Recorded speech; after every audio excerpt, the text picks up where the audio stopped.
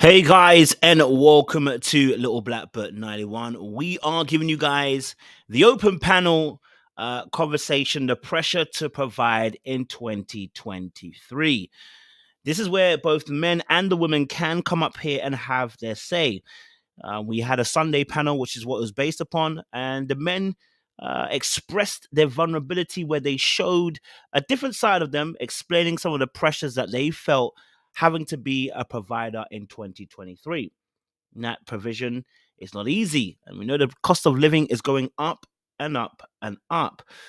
But what are the pressures that both men and women face, and how does that impact the dynamics within a relationship? Maybe some of you are single and you're providing for yourself. Maybe some of you are single mothers providing for yourself. Maybe some of you are single fathers and providing for self and a dependent as well, both men and women. No matter your situation, we want to hear your opinion. What pressures are you facing in 2023 when it comes to providing? And so we had a great conversation on Sunday with the men, and they shared some of the pressures they felt, including, sometimes, not being able to provide the way they can, or maybe losing their jobs, or, finding tough times where, they're not able to do exactly what they want to do for their family, and how that affected their psyche and that mentality. Well, tonight, the men and the women will be able to share their thoughts and views. And I know a few of the men will be coming through a little bit later, but there's a link in the chat. So if you are someone who has an opinion, a thought, and so long as you're respectful, we want to hear from you. We want to hear your thoughts. We want to hear your opinions. We want to hear what you feel when it comes to providing in 2023. A lot of you ladies had a lot to say in the chat on Sunday. We love to see you on this panel. So if you've got something to say, please don't be afraid. The link is in the chat. It's pinned up, ready to go, so you guys can join the conversation and give us your viewpoints. Okay, I don't want to hear today that that we ain't got no women up on the panel, because it's open. Any of you can join. The panel is open for any of you to join and to come and have your say. So if you're new to the channel, do me a massive favor. You're going to like it, you're going to share, you're going to subscribe, you're going to click on that bell button for notification of the uploads. And for those of you who are returnees, you already know what it is, baby. You got the minerals. You got the minerals. Stay hydrated, because the streets out there are hot. And don't forget, listen, if they ain't doing the job, you got to send them back to the what? manufacturer. When they ain't doing their job, send them back to the manufacturer. Okay. So I appreciate you guys as well. True love forever. Okay, I'll send you another message on Patreon a little bit later on tonight, actually. Thank you for letting me know. I'll send you a link. Listen, you know, oh, I've got someone behind the scenes. Fantastic. Let's get our first person on the scenes. Yes. Yeah, how you doing, babe? I'm cold and sad because there's been no sun for the last 2 days, but I'm good. How are you? I'm good, thank you very much. I'm cold as well, because the bills of the energy price are high. So, yep. Listen, I I ain't understand. playing out here. But no, it's good to have you on board. And it's always good to hear from the ladies as well. I'm sure some other ladies will join you a bit later. I want to get Mhm, your viewpoint. So we're talking about provision in 2023. mhm. You can take this question however you want it to take it. It's an open panel. Okay. So it's not necessarily having to be like how the men's were. This is just an open panel, so you can say whatever. So Okay. for you, hearing the phrase, provision in 2023, what is springing to mind? What's your thoughts? You can comment on Sunday's panel, whatever you feel. You feel free to discuss how you want to discuss it. Awesome. So, just to comment on Sunday's panel, I thought it was a good discussion. I know it kind of got spicy. Well, actually, no, it was spicy throughout. But I feel like it was a good, honest conversation, and it kind of forced me to have a whole lot more empathy for men in their position, and really examine why I get on the defensive when men talk about some of the pressures that they feel as providers, and just ask myself, why am I defensive? Mm, And towards the end of it, I think Sean, he had said something to the effect of, I don't know if it was Sean or it was you, but one of you guys had said something about how 100% of the time you were always expected to be the providers, even though the women are not. And then another woman, she commented, just like 100% of the time women are expected to be the primary caregiver. that was And that, Felicia, yeah. yes, and that immediately triggered me. And then I had to ask myself, well, why is it triggering me? Because that's true. And I think maybe it's because there's like this innate resistance to wanting that kind of responsibility when you didn't ask Mm, for it, but it's kind of encoded in our mm, DNA. Um, and if I'm being frank, part of that I think personally triggers me because I don't really consider myself to be the warmest of women. This is something I'm actively working on.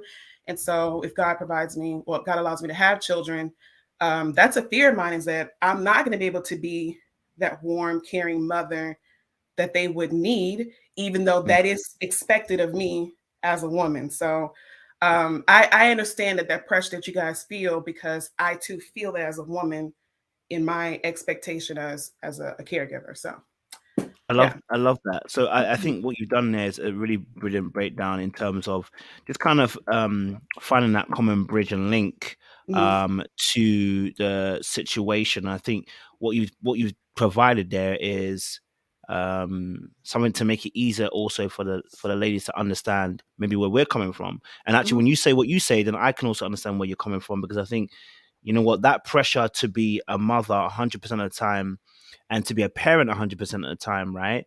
I hear women talk about it, but I'll be honest with you. Obviously, I'm not a parent myself, but number Mhm. two, um, I can't feel what you feel. You know what I mean? Like I Yeah. don't get that. Do you know what I mean? Like, Yeah. and I think that is, I think what was, and I loved what you said about the defensiveness there, because that probably is what also maybe we're feeling on the other side when you might hear a woman say, we're having to be mothers all the time. Well, shoot, what do you think we're doing as fathers? And Yeah. we might be feeling it. Do you know what I mean? So it's that Yeah. same kind of effect where the other person may feel like they're not doing enough, but it's not about that. It's about Yeah. the weighted responsibility that doesn't leave your hand. And even just today, and I'll end on this point for you to join back in. Even Mhm. today, I watched this idiot, what's his name? What's his name? He came up on national television talk about Nicholas's situation. Oh, Something Jason Whitlock, something Whitlock? Whitlock. Jason Whitlock Yes. coming on there saying about single mothers. So even when things go wrong, the responsibility ends up falling Mhm. on that mother in a sense. So yes, you're never quitting that particular role. And I think Yeah. that what you explain is exactly how we feel in the provision role. Mm-hmm. regardless of whether women provide or not. They can choose if they want to if they get into a relationship per se, they Mm-hmm. can. You know what? I need a year off, and I'm not. If you say you can't do it, it's because you can't do it. But then, Right. if you can, you gotta let it go. But you gotta keep working. You know what I mean? You gotta keep Yeah. working. Jump back in for me. Yeah. I guess I just like what you just said. I never really thought about that. It was always expected and really understood that that's what a man is supposed to do. And to be honest with you, I do think less of men who don't have that instinct in them when they. I can't stand a man who's ambitionless. Like it's one thing for you to find your calling in a position that doesn't make a whole lot of money. To me, that's fine. If you're a teacher, it's understood that you're not going to make a whole lot of money. But for you to sit up here and say that you don't want to work, I can I even call you a man? Like, so I understand that kind of pressure on you. I really do get that. And I guess right up until that panel, I never really put those two things together. This idea that for us as women, we are expected to be the primary caregiver, and it's just understood but there's still this resistance, and maybe that's part of the reason why there's like so much war going on between the genders right now, is because there's a lot of expectations that are now actually being verbally stated that weren't really stated beforehand, and we're really having to have that conversation. And there's a whole lot of deconstruction going on right now about what those roles really entail that we never really had to address beforehand, and really ask ourselves, is this something that we really want to buy in? And do you even have the option to buy in, or is this just something that's just straight up encoded in your DNA, like you got to do it? You know what I mean? Yeah, yeah, and I think, like you said, that expectation, in itself, when it's stated, can be crippling. You know what I Mm, mean? And that's the weight of the expectation now being said can be crippling, because very much like how the women are feeling as well. It's some of the rhetoric that goes with it. So not necessarily, or not even necessarily, we can say that yes, expectations already is already crippling because you have to do this as the individual person. mhm, But then when it's stated, there are often things that are stated alongside it which add the additional pressure. Like for instance, like you said, can you call yourself a man if you don't work? The reality is, can mhm, you? You know what I mean? Because that, you know how close that's tied. But now it's said, that's extra pressure. The same way if a man would say, well, we saw what Jason Whitlock said as well, the same thing. mhm. Well, if you say to a woman, you don't want to have kids, what woman does want to have kids? You know what I mean? Or Right. being a mother, like yeah, you shouldn't go after the kids. Why shouldn't you want to take on the kids? Like, Mhm, what do you mean you can't you know um look after the children? Well, it doesn't make no sense. You're a woman, you should be able to. Those things that are overly stated then become weighted pressure on each individual gender. And I think what that comment that was made originally about the pressure about how women feel it as well in a different mhm, area is like you said, it's once we have conversations, mhm. listening to the other party in terms of what they go through, like, and I'll be honest with you, until I watched a few videos, I would have said, you women, you'd be making too much noise when it comes to your period. Too much noise. Like, Yeah. why? Why are you making so much noise? But then you hear people's experience about what goes on in their period, and I'm like, oh snap, okay. Let me have a little bit more empathy, because, but I heard you lot are dying out here. Like, you know what I mean? Like, during the Yeah. course of that week or the 2 week, whatever, you dying out here. And Mhm. then you hear you can gain empathy from understanding where the other party is coming from, and some of the pressures that are coming from as well. So yeah, definitely hear you. Let me get Sammy in as well. Sam, how you doing? How you doing, baby? You all right? Hello. Hi, everyone. Hi, Daria. What's good? What's good? What's good? We're talking obviously about obviously the pressure to provide in 2023. You might have heard some of my conversation with Dahlia as well. But you're free to comment on whatever you feel like, or whatever the title makes you feel like. Would love to hear your opinion and your thoughts as well. Thank you. Oh, should I say something? Go for it. Yeah, sorry, my bad. I mean, I like to always ask a clarifying question before I dig into it. Is the pressure to provide, is it for male or is it for both men and women? The pressure to. Provide. That's the question we're asking today. That's the question to asking today. So I'm probably going to surprise you all. Okay. Even though I am married to a provider, I feel that nowadays it has been a blessing because I know a whole lot of single women, single mom. So in 2023, I feel like there's going to be a lot more pressure to provide for women, especially the ones that want to have children on their own or that go into a marriage and then end up getting a divorce and then they have the, I don't want to say burden, but more responsibility to care for the children. Based on what I've seen in those streets, it seems like the women have more pressure to be providing.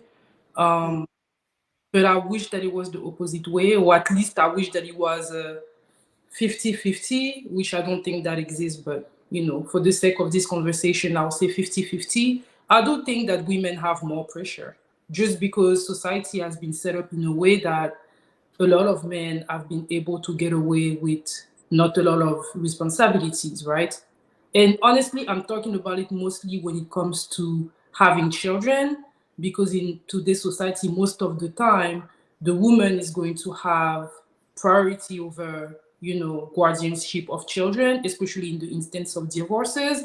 I've seen some instances where men did have the guardianship, but because of the way the society is set up and gender roles that have been set up in place, in general, women end up with the children. So in that instance, and because there's a whole lot of single women out there, I think that the pressure to provide is more on the women in 2023. Fair point. Dar, you have any? You wanna jump in? Yeah, I don't disagree with that sentiment, and I've been thinking about this a lot, and I think part of the reason why there is more pressure on the woman to provide is because children are the single most expensive thing that you can do. I mean, realistically speaking, they really are, and there's no end to that. I mean, people say 18, but it's not really 18, especially in this economy. There's a lot of people who they live with their parents for years past that point. So, and then because of the nature, not nature, because of just how caregiving really works, especially when the children are very young, more often than not, it does fall on the woman to be the one who's caretaking simply because she's bodily equipped to do it, at least for the first few months. That's normally what happens. And I've been trying to watch more videos from family lawyers, just so I can get a better understanding, at least in the US, about how that stuff actually works when you're figuring out child support and that sort of thing. And I've gained a better understanding of why the woman ends up getting the child. It's not just because she is a woman. There's so much that goes into it that needs to be thought of. And it actually is much harder if you were never married to the person who helped create your child, than it would be if both you and the mother or you and the father were married and together before you had the babies, because then you can actually say, okay, well, within our relationship, Sammy, maybe you were the one who's the provider, and you can show that. You can show, I know the teachers, I went to the doctor's appointments, I was the one who cleaned a little booty, like I do that, and then husband, he's the one who's actually providing, and that's the agreement that we made, right? But it's harder when you were never together to begin with, or if you weren't married, because you never had that agreement in place. And so now you're having to work all that out within the court system. And so because you already have a history of women doing that before, then yes, of course, the courts are going to tend to side with the woman, because more often than not, they are the ones who are doing that. And then men, they get angry about this. And I understand why that you're angry about it. But the fact remains that more often than not, they usually tend to make more money on average. And so it will make more sense for you to be the primary provider, and then the woman be the primary caregiver, because you make more money, she has more time to do it, she has more of a relationship with that child. There's just so much stuff that comes with this that I don't think we really just sit there and think about. And anyways, back to your point though, about provision, though, it's just adding more stress onto the woman to have to do all of that too. And I don't think that's something that we really practically address on a deep level. Yeah, I definitely hear you as well on that. And it's interesting because I think on that particular point, the pressures that one will face, um, the pressure that one will face having to deal with a child and looking after yourself and providing, that is a difficult position to be in. Yeah. I don't want to belittle that position at all, because I get one day sometimes to look after some of these rugrats, and I'll tell you what, I'll give them back straight after. So having to provide for them is not a joke, and Yeah. you have no excuses of where that money's coming from. You gotta find it somehow, some way. So yeah, I definitely don't belittle that point. Sammy, jump in. You wanted to say something? Go for it. Thank you, Dahlia. And I always say that because as there's a lot more single, mother than decades before, and I've also been privy to know people that wanted to have children, but not necessarily to get married, right? So in that situation, you're already setting yourself up to be in a situation where you're going to have more responsibilities. Yeah. So yeah, I think it's sad, but what can I say?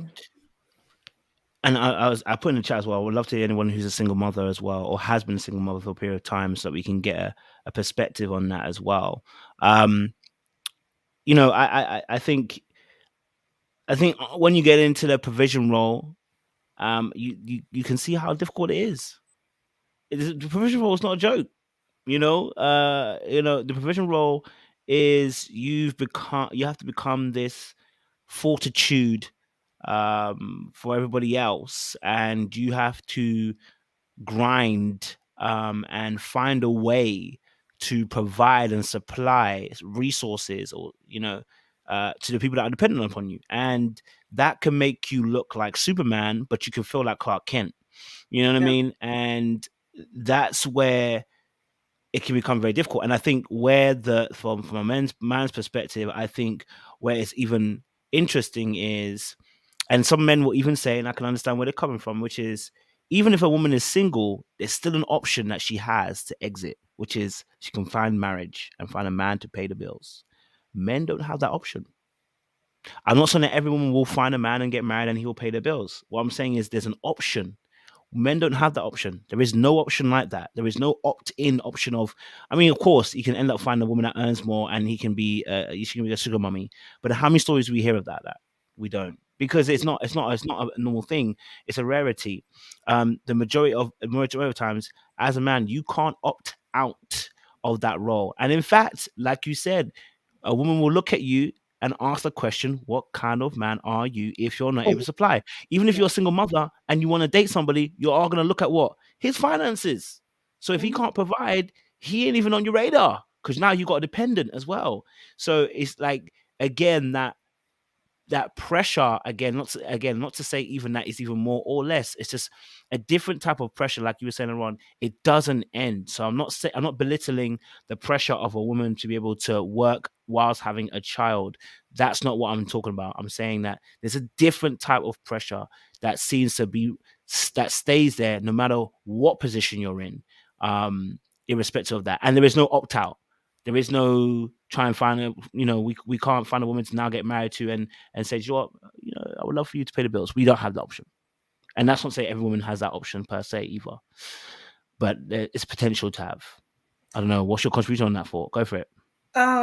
Yeah, the point that you're bringing up actually reminds me of a live stream that I watched a couple of weeks back, where somehow we ended up talking about parents and children's obligations towards their parents when they get older.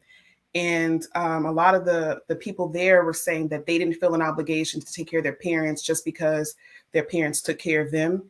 And I was furious, but it made me think about the idea of obligation and how that should rightfully work. And I think, to your point about having opt-in, opt-out status, I mean, if we really want to be honest about it, anybody can opt out. But the difference between people who will never even consider that are people who obligate themselves toward the people that they care about. I care about you. I love you. Therefore, I obligate myself towards you. And so I'm going to take on the role of provider, knowing that that is a massive responsibility, or I'm going to take on the role of caregiver, knowing that that is a massive responsibility, and I'm not going to give myself the option of opting out. I do think there's something to be said for that, and we can't overlook that, because let's be real here. I'm sure you probably have the equivalent of this in the UK, where they'll have this thing where, oh, my dad went out for a pack of cigarettes and I haven't heard from him in 20 years. Like that thing. And so people do that. People really do. They'll just leave. The mother really will give her kid away, or maybe she'll go leave her kid with the fireman, and she doesn't, she just doesn't come back. That stuff happens all the time. I mean, it's not super common, but it does happen. So we can't act like that's not an option for people. And so I do think that, what I want to say, I do think that, and maybe this is something that the men, you guys aren't saying, but that's what you're feeling, is that people aren't offering you gratitude for the fact that you are choosing to stay, knowing that it is difficult and you are trying to provide. And I'm sure the women are feeling the same thing, as the sense of ingratitude. It's like, what I'm doing is difficult. Can you at least acknowledge that and recognize that I really could just walk away and I'm not? I think that is such a beautiful point, and it's a key point there. I think it is the ingratitude. It is definitely the ingratitude, and I'm sure women feel the same way as well in their area as well. But it is definitely the ingratitude of, you know, having to be duty led in this area. So I'm doing this job, and as I'm doing the job, just want to be appreciated. Just want to be able to, just want to, hear some encouragement. Just want to hear, I appreciate you, babe. But what can happen, and I'm sure if we get the guys on, and they start talking about it, is that it becomes such a given. That it's a given. It's like, well, you're supposed to make money. You're supposed to provide for your family. Why do you want to pat on your back for? And this is this is from a male's perspective. We've heard this before, and it's not all women. We've heard this before. You're just doing the bare minimum. That's not the bare minimum, though. Do you know what I mean? You're doing the bare minimum. So what are you complaining for? And it's like, that.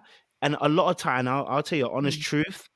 There, and I'll actually show you a thing from Instagram. There's a post I was reading, and it was about what men want from women, right? And a lot of things was around love languages and being encouraged and this and that.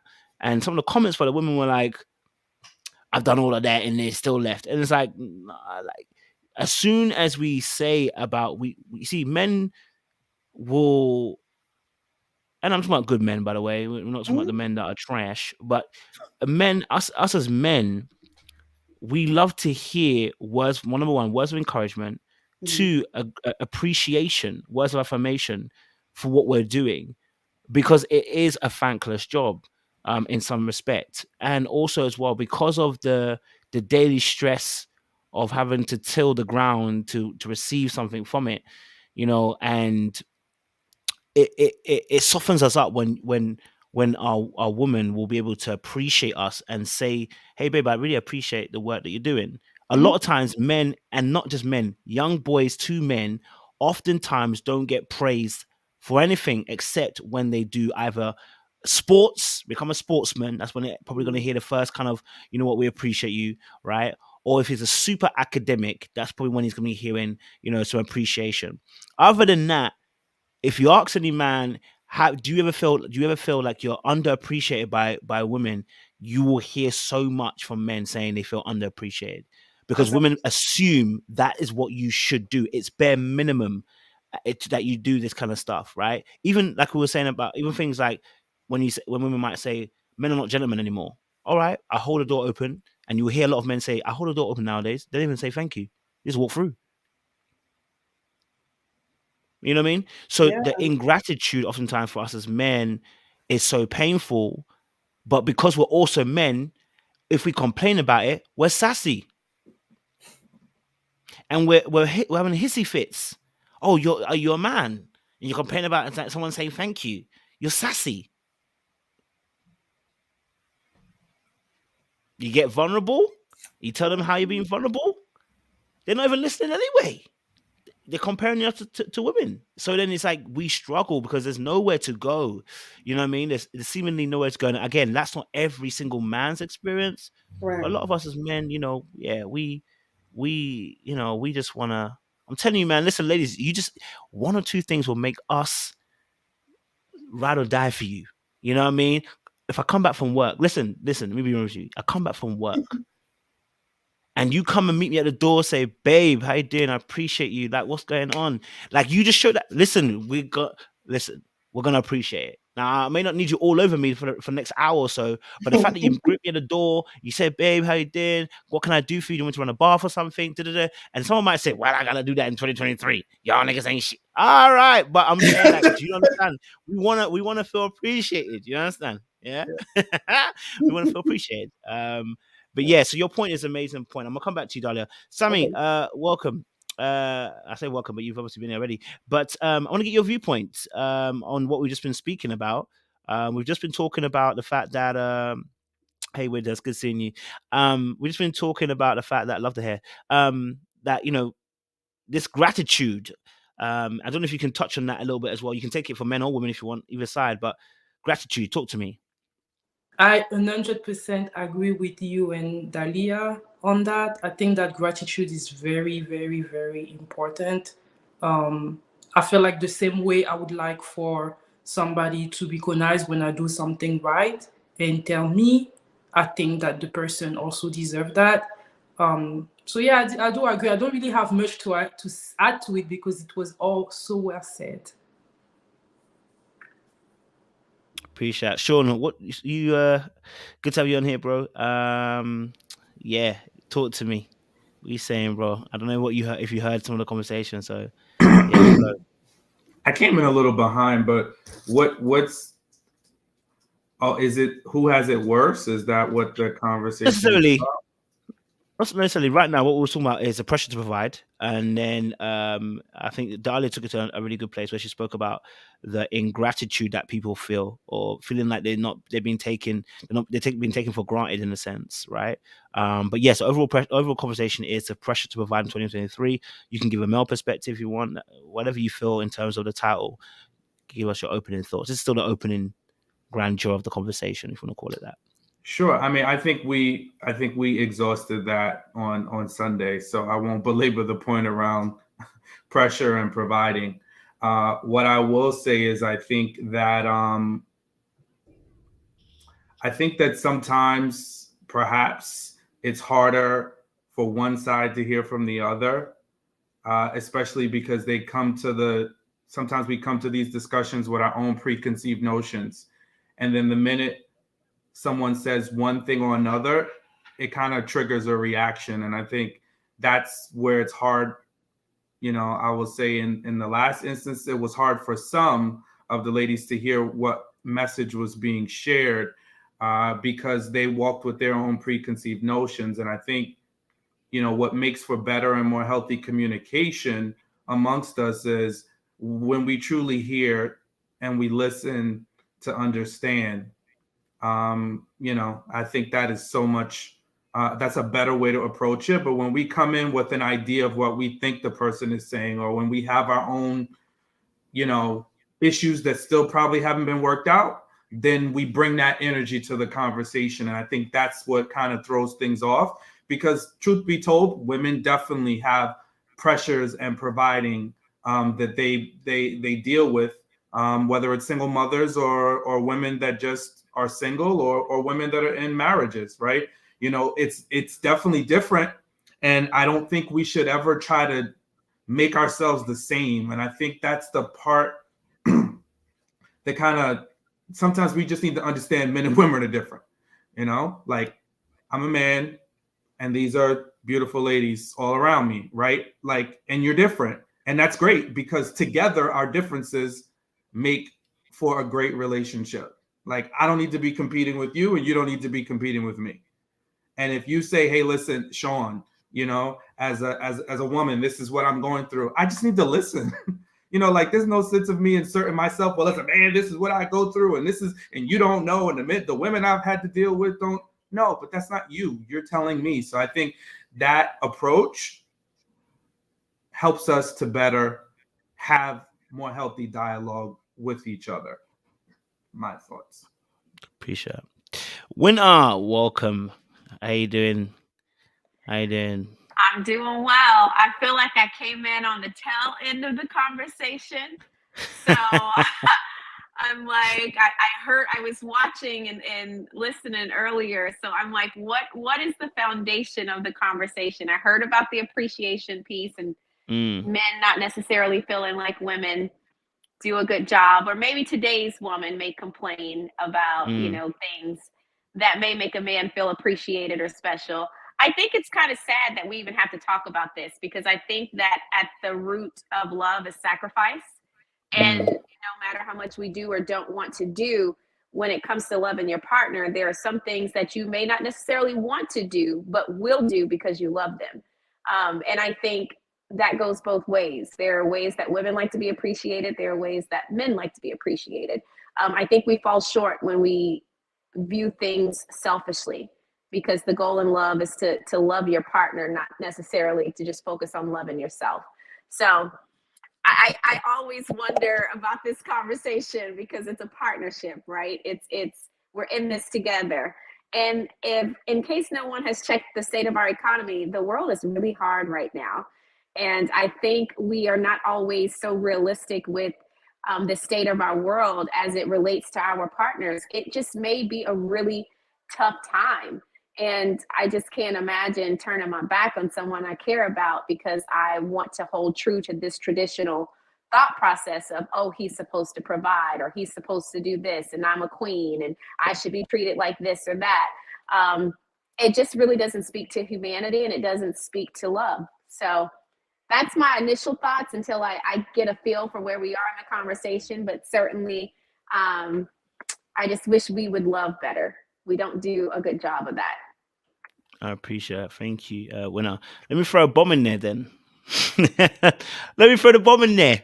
Because Winter spoke so eloquently, but I'm going to throw the bomb in there then. Okay? I'm going to throw the bomb in there.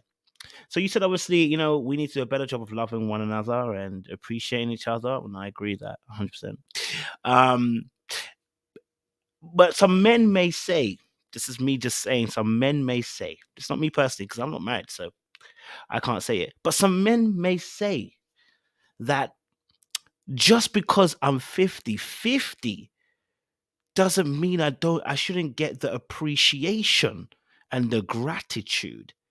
Yet what they might say also is that we have heard from the summits of the mountains, a call from the mountains, from the Jabari people.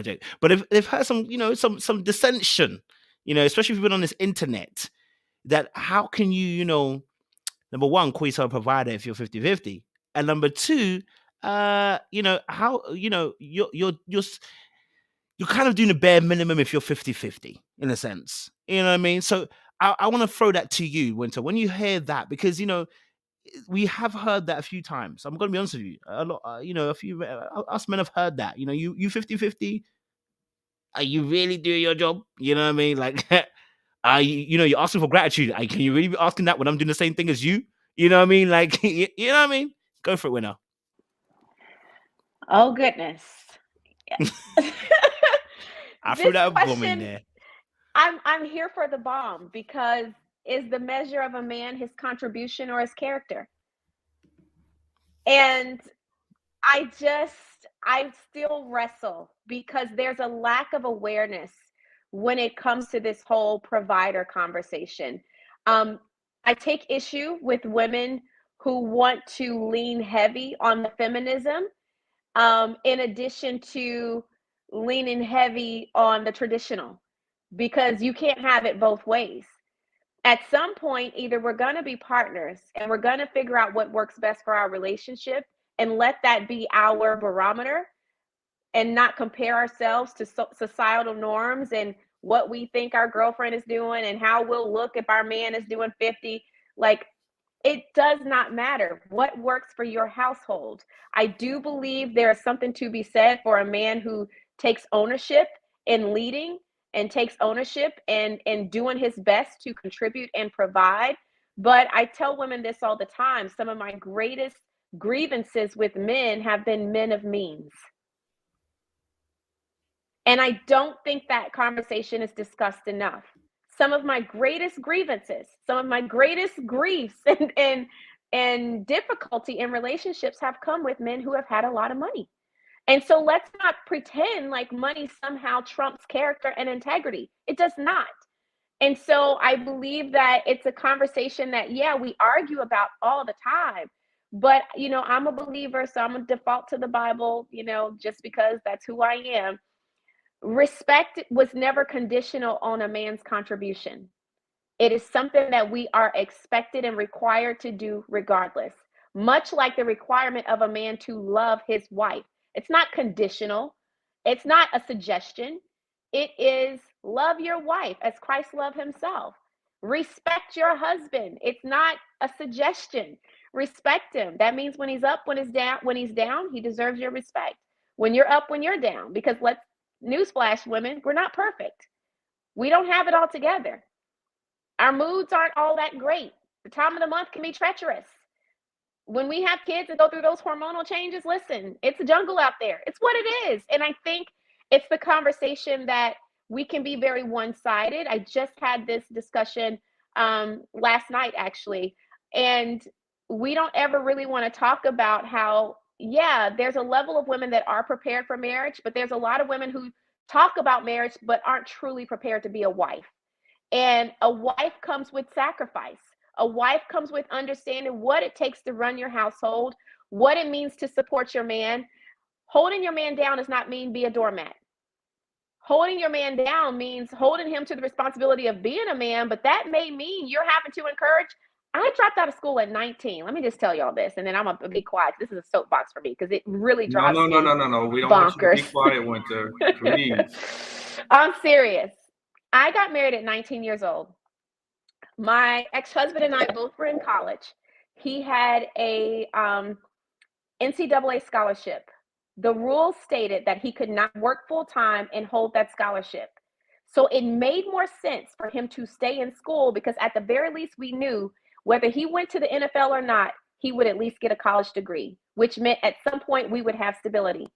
But we still needed to eat. We still needed to have a roof over our heads. So instead of him dropping out of college, guess who dropped out of college? Winter. Winter dropped out of college to get a full-time job so we could actually have food on our table and a roof over our head. That was the arrangement until he graduated. And we didn't know that he would go to the NFL. That was just the blessing that happened. But some people would have looked at me and said, why would you drop out of school to do that? Why would you hold him down for 4 years? Because it's what needed to be done. I think we overlook necessities in relationships that have to be done to ensure the sanctity and the stability of your marriage or relationship. So I just wish that we would have more well-rounded conversations instead of conversations that really are designed to pit men and women against each other. I think the Black family suffers the most with these conversations because, listen, a lot of us don't come from places of means. We got to get better about what it means to truly build a family and what it truly means to build community. And I think we'll spend less time on these minuscule conversations about who's contributing the most. What is it going to take to make sure your family builds generational wealth, that you build a healthy legacy, that your kids are healthy? Like, what are those conversations? And are there two mature people that are willing to do whatever it takes to make sure that happens? That's all I got. Thank you, Winter. Thank you. Stripping the edges that I don't have. Sean, go for it. I don't even know what to say. I think, we talk a lot about sometimes, especially certain topics. It's like it's the messenger, and as much as we shouldn't get caught up on the messenger always, but the message, sometimes it's the messenger, and sometimes women can just say certain things and it's going to resonate. Now, not to say everybody's going to agree, right? Because we see the comments, a lot of are hearing you, but some are not. So I just don't think everybody's going to understand. But, in essence, that was the crux of a conversation that we kind of were having on Sunday. And there was a bit of contention amongst some of the ladies because there was this shift around, can men, should men have issue with providing, or that the majority of men really don't provide. And I think what you touched on is super important, because we talk about marriages a lot on this channel, and we talk about having healthy relationships. And and sometimes we do get hung up on those little things. And, you know, people took issue with me because I said, if you sit around waiting for a man to pay all of your bills once you're married and you don't have any kids, it's going to keep you single, right? So, but the ladies didn't like that I said that, right? It was like I was condemning them to singlehood. So I can understand how that may agitate some people. But sometimes we need to be agitated to do things different, because the things that we sit and pontificate and ponder over and write our affirmation list about, sometimes those are the very things that are keeping us in the same position that we are today. So a lot of times we have to be willing, if we want to be married, and I say if, because if you don't want to be married and if you don't want to be in a solid long-term relationship, then you don't have to sacrifice. You don't. You can do everything that you want to do and have everything that you want by yourself. You can do that. And those are options that we all have. And there's nothing wrong with being single. Not everybody's going to be married. Nor should everyone be married. But I think if we sit and say that's what we want, then we're definitely going to have to, be willing to make a bit of sacrifices. And that's all I'm saying. Can I just add to that sacrifice was for a period of time. And I don't want people to think that I sacrificed it all. I actually at some point was able to go back and get my bachelor's and master's and go into doctoral school. So it was a short-term sacrifice for a long-term goal. We both understood the goal. When we unexpectedly signed that contract to go to the Redskins, that afforded me the opportunity to be a stay-at-home mom for 10 years, which gave me the opportunity to go back and get my education.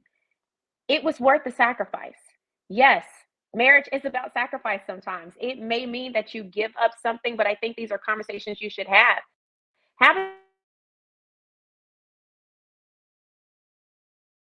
The devil is busy. The devil is busy. Go for it, Enja. We're spitting. Go and preach, sis.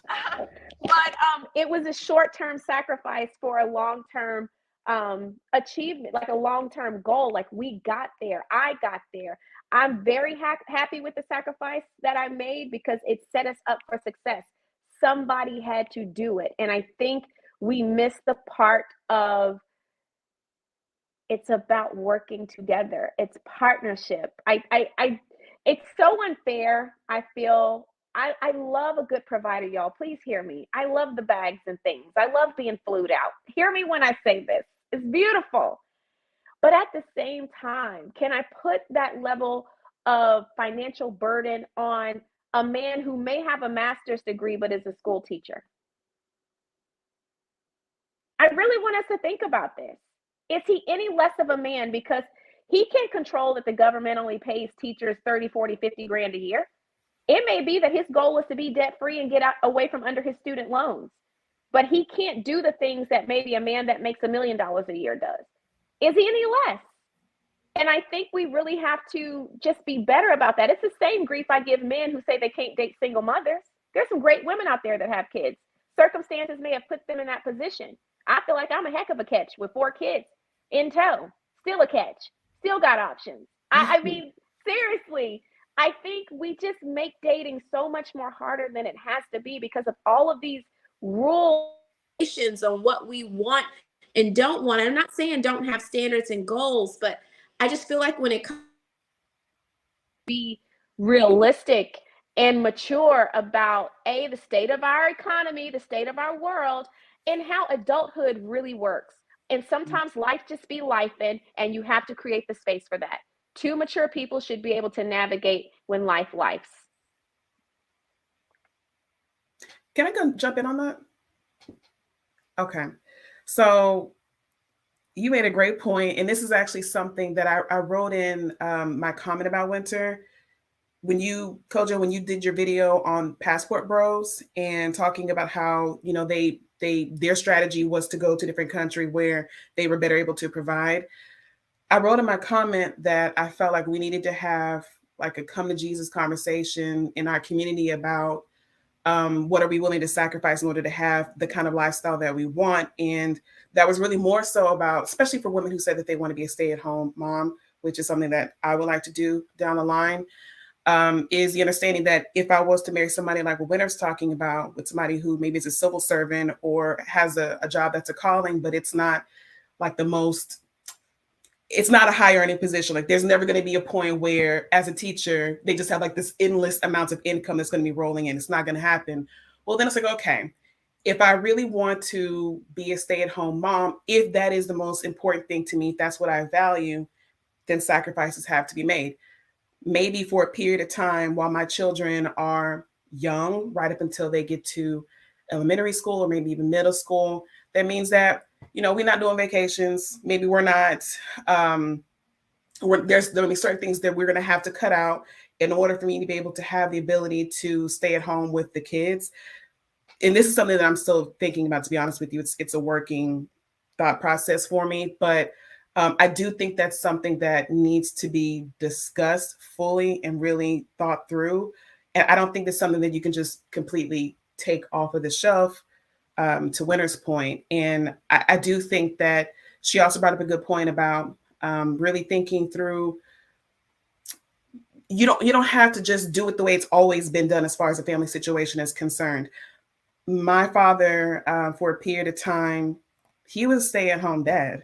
My mother, she was a breadwinner. She earned more.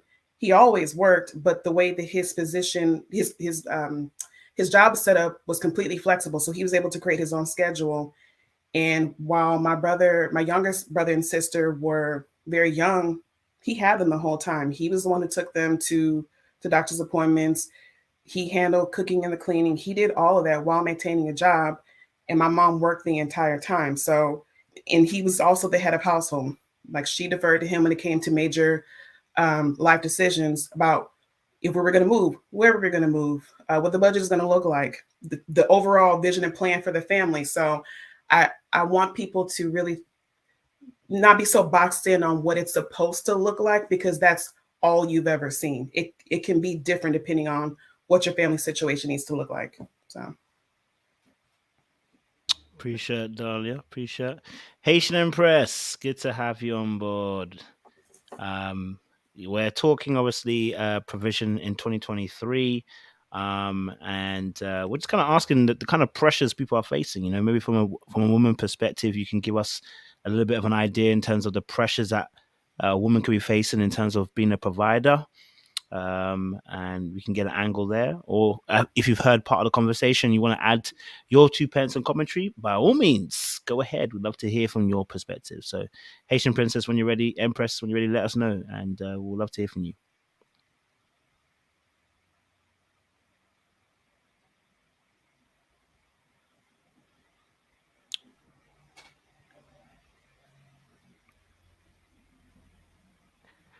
Oh, Haitian Empress, are you there?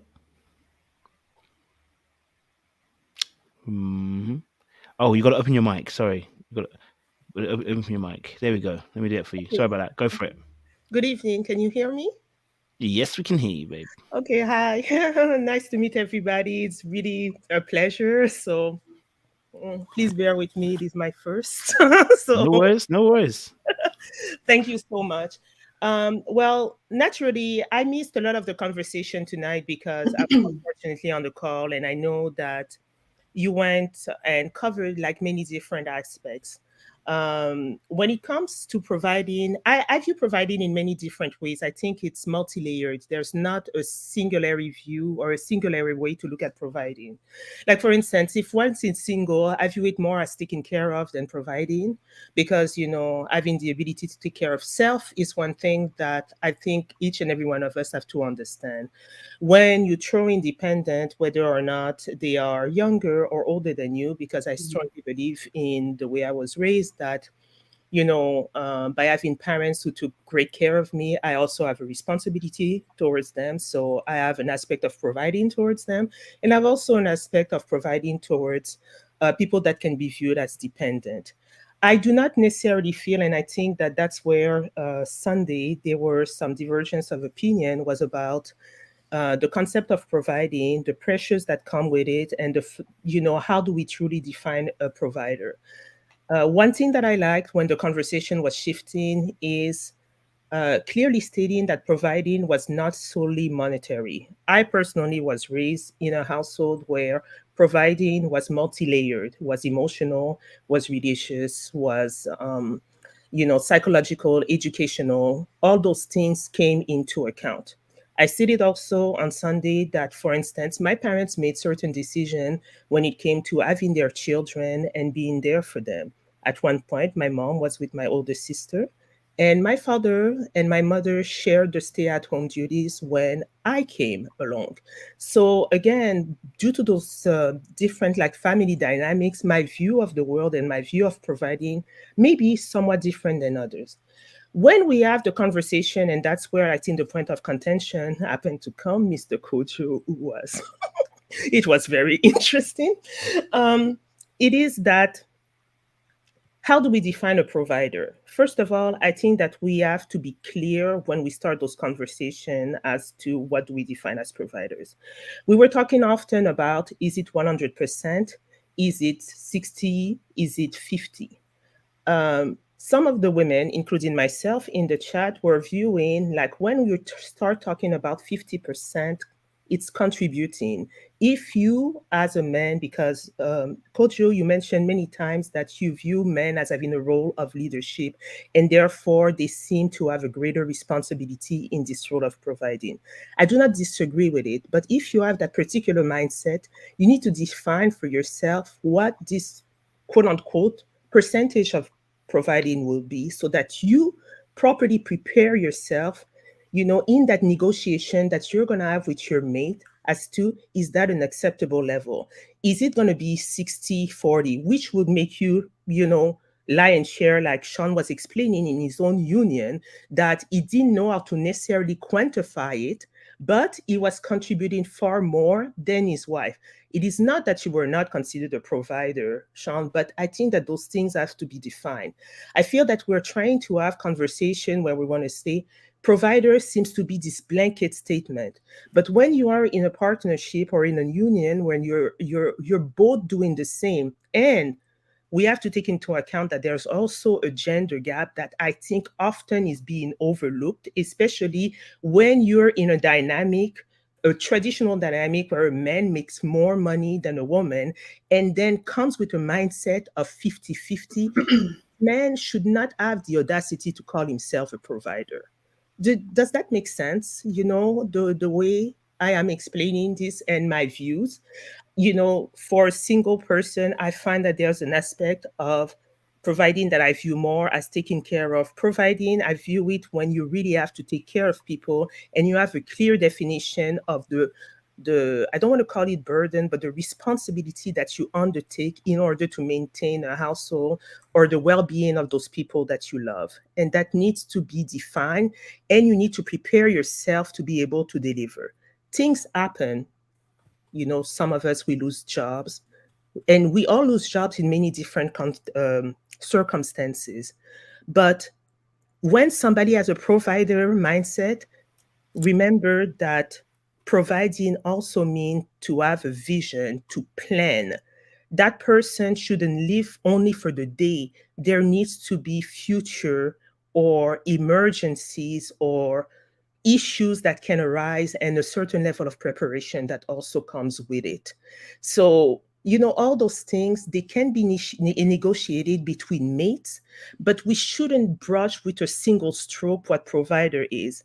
And I understand that when it came to Sunday, it needed to be viewed as a safe space, and I didn't want to circumvent or disrespect the way in which those terms are being discussed. But as a logical person, and when I'm hearing this discussion in the context of marriage or in the context of being paired with another person, it becomes a little difficult to completely exclude the perspective of those other people as to how you may be feeling when faced with the challenges of providing.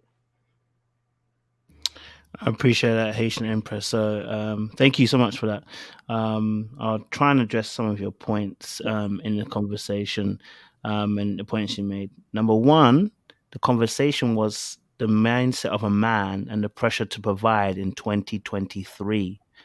The conversation was talking about how men feel about being in a position where they have to provide. And I'm going to say this with all respect. You jumped in way too early with your opinion about how you felt, about how the men felt about their position of being in a provider role. And when I say provider role, about just providing. If you notice, if you go back through that conversation for about an hour and a bit, the men actually were talking about just how they feel having to be in that position. It was nothing to do about women and if they don't provide 100% or 200% or 150-50. That conversation never started till later on. The very first parts of the conversation was specifically about how they feel and the pressures they feel having to provide. If the women also feel the pressure to provide, fantastic. But the conversation never got there because it was never about you. When I say you, women. Mhm. So when I see some of the comments that were coming, specifically where you were talking about women also too have to work, and we don't, basically you had made a comment about you don't complain, you worked and that wasn't what we were doing. And I think some of the comments were doing was invalidating how men feel. And this is the reason why we're having this conversation, because it's about understanding perspective. So when we're trying to understand the perspective of men in that particular role, and I never defined, first and foremost, whether it's 100% you're providing, whether it's 50-50, whether it's 75 or whatever, that was never the conversation. But you implanted that idea into the conversation. That's not the conversation. But since we are talking about it, because you have brought it up, and I think that's a fair point, right? When we say provider, the actual definition of provider is not 100%.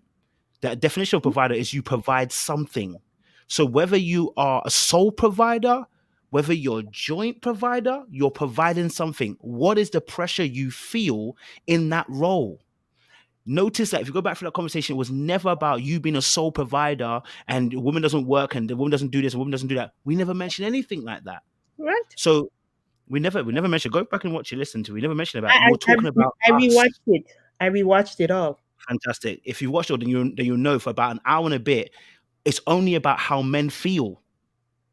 It wasn't about whether women pay or not. It was only about how men feel. And then we addressed your comments, and then we addressed certain other comments with questions, and then we took the conversation in that direction, because you had made several points before that. And I even told you we're not talking about that today, which is which is where the conversation began to shift. Because I told you we're not talking about that today. We're talking about solely about how do you feel being in that role. So there was no need to define whether you paid 100, whether you paid 50, whether you did 25, whether the woman did more, whether the woman did less, because it was never about whether the woman did less, more, or equal to you. It was solely about how do you feel.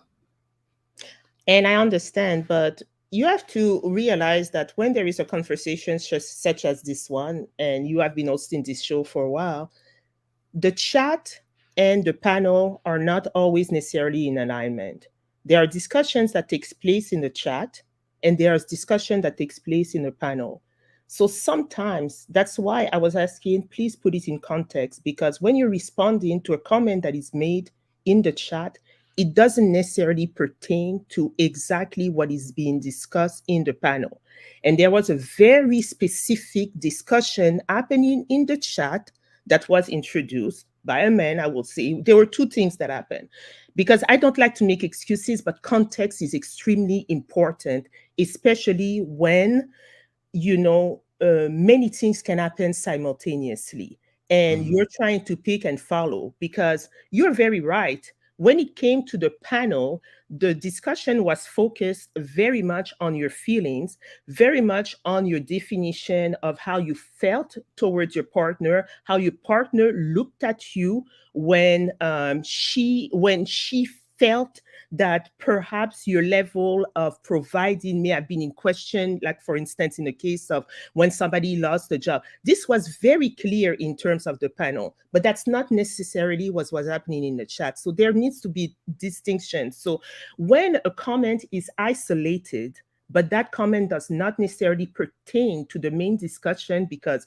and you called it yourself, that many times it seems like the discussion was derailed. The discussion was not staying on topic. And even at one point for the panel, it happened. My goal was not to derail the panel. However, if an interesting discussion is happening, especially, and because I listen to it, because me, if I do something wrong, I will admit it, and I take the time to understand my point of failure, because this is not something that I do want to repeat, and I want to have an understanding where there was a break. But, talking about men feeling, and when the men express also how they feel within a relationship, trying to single-handedly look it as a man issue also becomes difficult when you're a woman who has witnessed or who has supported or has helped a man in a particular situation, because you know that you come with your own feeling, you know that you can have this empathy, because to have empathy for others, we have to also have empathy for ourselves. And we cannot only have empathy when we start experiencing a particular situation. Empathy is just like providing, you prepare yourself for any outcome, anything that can happen. It shouldn't be that suddenly, because I'm the victim of this, I demand empathy. But were you preparing yourself for having empathy for others? So I understand where you are coming from, Kojo, because I think that you're very passionate about this discussion. When I did today this exercise of reviewing this all 3 hours and 47 minutes, long one. I can't lie to you. It's a long one. you You're know, dedicated. I it, didn't it even know was that. it was really something, because you made another video Live. this afternoon about that I unfortunately missed. And I said to myself, okay, this man was touched particularly by this particular comment, which was not in direct context of the panel, but much more of things that were happening in the chat. Because I said to somebody, because I'm not going to name names, that's not what is important. We want to advance the discussion, that when men are telling women that, listen, what we want in a mate, we don't really care what a mate does. All we want is to have a good woman that supports us. But when we start pushing further and we start defining, quote unquote, those numbers, and we talk about, well, providing will depend on the social bracket that you're in, a lot of those things then become conditional. So what the woman does then becomes very important for these men, because they want to have a certain living. They want to be able to provide up to a certain level, because that may be all they are prepared for. And it's not a problem for that. But let's be honest in having those discussions, that there is a level of condition. And in the selection of the mate, you expect for this woman to not only be prepared emotionally to support you, but be prepared financially to complement what you are capable of providing. Okay, So, can I just stop you there? The reason why I'm going to stop you there, I want to yes, stop you earlier on, but I want to stop you there. For about an hour and 30 minutes, the conversation never touched on what you do. I don't think you're hearing what I'm saying. For I an do. hour and a half, the conversation wasn't about you. Even that example you gave was a really good example. Corey gave an example of saying when he's in a provider role, right, and he lost his job, and he saw how his woman looked at him. Mhm. He then flipped it back onto himself. He then left her. He never said, "Oh, women need to change. Women need to do this differently." He left that completely and said, "No, within myself, this is how I feel." He never said the woman should change. He never said women need to do this. He never said women need to help and do this. He's focused on himself internally. And that's what I'm saying. So if we're focusing the conversation internally as men and we're talking about our feelings, how do you spin the conversation into we need to have a more logical conversation about the different things? No, we don't need to, because it's not about us talking about in relation to women. It's specifically how men feel. So we don't have to spin it any other direction, because all it's about is about men's feelings. That's why I said that when you go through the chat, you'll realize your very first comment is like within 5 minutes of the conversation. And you've already spun the conversation. You've gone elsewhere. The conversation specifically is about how men feel, and this is still relevant to today's conversation, because we're hashing out some of the things that happened on Sunday, and we're still talking about the pressure to provide, because these are conversations we have. So I appreciate Haitian to come on and give you a point of view as well. I think also so for about an hour and a bit, we were speaking about the aspect of how men feel. And Jay Suter, thank you for the comments. So Corey didn't say he wants his girlfriend to give him looks indicating her disappointment. Yes, because it's still talking about how we feel. It's not centering on women changing. It's not centering on women should do this. It's not focusing on women should do that. It's focusing on how do we feel. So if then we are asked then to then include other things, it's like, no, if we're sharing how we feel, I don't have to include the other things. And I agree with what you're saying in terms of the conversation. What your points are for today. They're not for Sunday. Okay. They're for today. Do you know what I'm saying? Because Sunday is a day that when the men are talking, and I've specifically tasked the men as well, I wanted them to focus on themselves. I didn't want them, because what you're talking about is exactly right. That's why I didn't want them to start opening up and talking about women, because then it would open up the floor for obviously women to say, hey, you guys do X, Y, and Z. We do X, Y, and Z. And I didn't want that, because that's not what it was on that day. That's for today. Today's Tuesday, where we have open panel and we want to hear different points of view. We might chalk and cheese, and we might bump heads, and we might not get along, etc., etc. But we're going to hear different points of view. And so I want to say this, and I'll say this honestly. I said the word. That's why I said the word. I felt hurt for the men, because I think if I say I was pissed off, it will sound too it will sound too aggressive, and like you're not. The reality is I was hurt. And then when I spoke to the guys, I asked them, how do you feel? We as men, we don't necessarily say the word hurt. We might say pissed off, but the reality of the word is we're hurt, because we actually were vulnerable in that moment. And I'm stressing this at this point, and some people might not like it. I don't care. The reason why I'm stressing it is because I want women to understand something. We're trying to understand you, and we want the same thing, you to understand us. And at some point in time, we also want you to hear what we're saying, because that's how we get further in the conversation.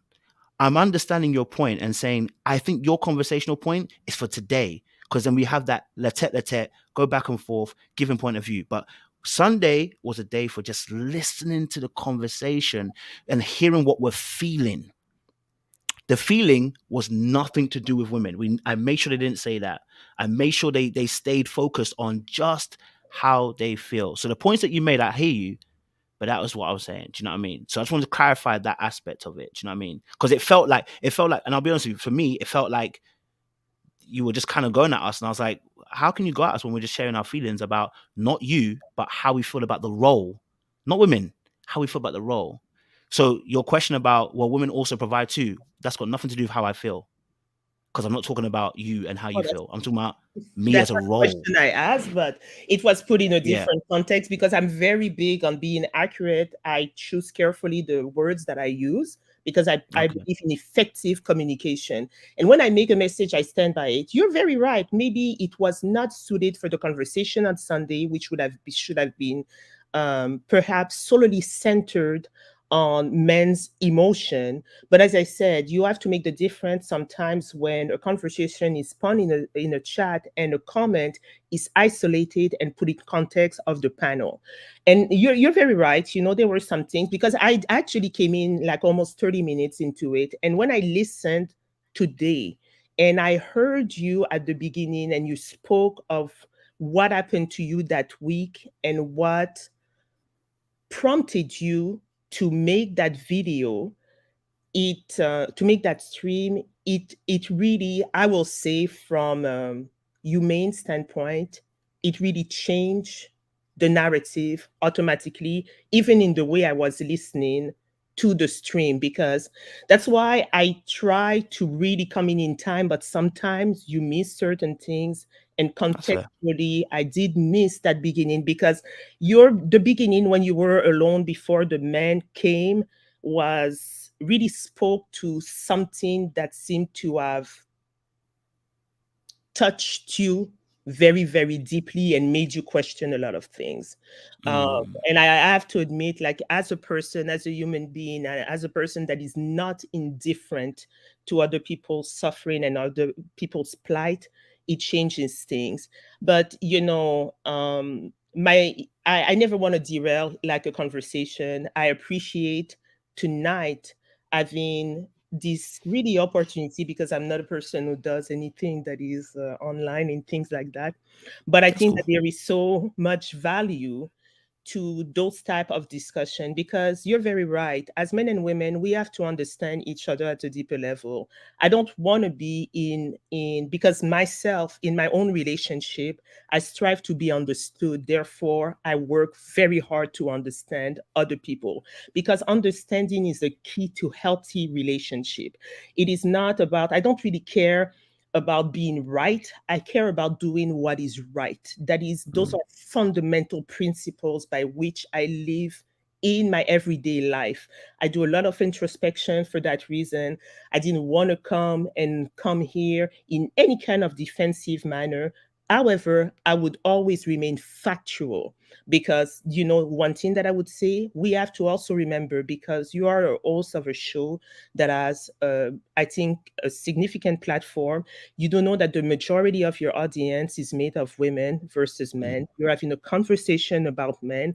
I don't think that humanly we are indifferent to your plight, but when little conversations spawn, because we as women can identify, we can identify with your plight. Like, for instance, when you talk about losing your job and a single person loses their job, when you say that men don't have the luxury to do it, well, tell that to a single woman tonight, that she also doesn't feel like she has the luxury to lose her job when she is by herself. No woman wants to be threatened with losing her shelter, her ability to clothe herself, her ability to take a shower, her ability, to be able to feed herself, or if she has children. So I understand in the context of men. I understand it in the context of Sunday. I have also now a better understanding of your mission when it comes to the men's panel for Sunday, which will change my perspective into listening in the future as well. Not only for what happened, it's not only a lesson for the past, but it's much more a driving force for me for the future, as to how I come into those discussions, a ready to love discussion versus how do we feel? How do men feel the pressure of providing in 2023? Because there is an evolution in this society. You talked about Birkins, Instagram, things of that nature. Do we feel that men are competing, things of that nature? And it moves the needle, but it also doesn't change the way men fundamentally approach this desire to provide, if they truly have a provider mindset. Appreciate it, Haitian. Thank you, man. And obviously as well, again, I want people to understand this is part of the growth, having these kind of conversations. So sometimes it can be a bit itchy, but it's good to have these conversations to understand one another. So I appreciate your points in there. I'm gonna be a stickler though. I was gonna leave it, but I'm gonna be a stickler. There's one point I want to address, just so we can, and it's not necessarily a bad thing. It's just that, and this is for both sides, right? You said something really interesting. Just towards the end, you were saying, and I think this is where we missed each other on Sunday. You said that if we say that we lose our jobs and we feel the pressure, basically, right? How much more for women, right, who are single or single mothers? Is that what you said? Kind of said. No, just a single person, or a person who is responsible for self or responsible for all. If they are the only person that has the emotional and financial weight of a household on his or her shoulder. So I love that point, but I'm gonna not challenge you. I'm gonna explain something. So I think that's what happened on Sunday, because what you described there in that moment, if I'm saying I have a hard life, and you come in and tell me, but my life is harder. At what point did I say your life is not hard? That's not what I said. That's not what I said. Your point just now, when you gave an explanation towards the end, you said about when us men are talking about losing our job, bear in mind, losing our job has got nothing to do with you, it's to do with us and how we feel. You then said, but well, how hard is it then think about how hard it is for the women. I said, but it's not about the other woman, because it's not about competing. It's about how that person feels. So if you're having it hard, I don't need you. You don't need me comparing, saying, well, I'm a man, I have it harder than you. You don't need that in that sentiment. What you need is for me to listen and hear what you're saying. In fact, earlier, that's why Darla gave a great point when Felicia, because of Felicia's comment, which was that the same way that men are feeling about responsibility when it comes to finances, we also have to understand that women feel the same way when it comes to parenting. Because I don't birth that child, I don't hold it for 9 months. And more than likely, oftentimes what happens in a relationship is they end up picking up most of the slack when it comes to parenting and the nurturing aspect. So I have to understand where you're coming from, not make a comment about, well, my life is harder. That's the aspect I'm saying is where we missed each other on Sunday. And I think that's the greatest example I can give right there on that point, which is that's where we're going to miss each other. I'm not trying to make it who's got it harder per se. We're trying to understand that when you state your feelings, I'm not going to trample on them. And that's what we talk about, safe space. I don't want to trample on your feelings. I want to honor your feelings and say, hey, Haitian, you, from the woman's perspective, this is what you have. Oh, okay, that's hard. I didn't realize you have it like that. You know what I mean? That's what I said earlier. Yes, go for it. I understand what you're saying, but I feel that that's where we are of the disconnect. I feel that for you, the sheer fact of me mentioning women is something that affects you and say that you're discounting my experience. I'm not. To me, I am looking more at it from the standpoint of any human, regardless of gender, that has the sole responsibility of a household and loses that ability from day 1 to day 2 to support his household is going to feel a tremendous amount of pressure, because that responsibility is only on one person, on that one human. I'm not saying that one is greater than the other, but I think that in the context of Sunday, because you wanted it to be solely focused on men, the fact that we said that, it's no different for a woman, that doesn't mean that one is greater than the other. It's really from the standpoint that is no different. When a person remove gender, when a person asks, who doesn't want to have shelter? Who doesn't want to have food? Nobody. If you're the one person who carries that load, whether you're a man, you're a woman, you identify as whatever, you will crumble under that particular pressure because you don't want to lose anything that you worked on. I'm not saying that one is greater than the other. I'm not saying that, oh, women are going to go through more because such and such. I didn't say that the gender issues that women can go through, not at all. It's just from a human standpoint, regardless of gender. If you carry that load, the way you view it, I think that there may be some other elements as in terms, because you often talk as feeling of failures as a man, or am I going to lose the respect? Those are all the things that you mentioned. Maybe we contextualize it differently, but regardless of gender, we will operate from a place of pressure and a place of tremendous fear when that responsibility is solely on our shoulders. And that's where sometimes we have to understand that our plight as human is sometimes very common instead of having certain differences. But we do have to recognize the fundamental differences of some things that men go through that women will never experience, and vice versa. That's what I mean by that. Much more than a contrarian approach of saying that one pain is greater than other. Because again, when you are truly empathetic, that's not the way you view the plight of others. That's not the way you view, well, mine is greater than yours. No, my plight can be lesser than yours, but if I'm not built a certain way, that small thing can crush me. And when you can breeze through it, you understand, it has nothing to do with you being a man or with me being a woman.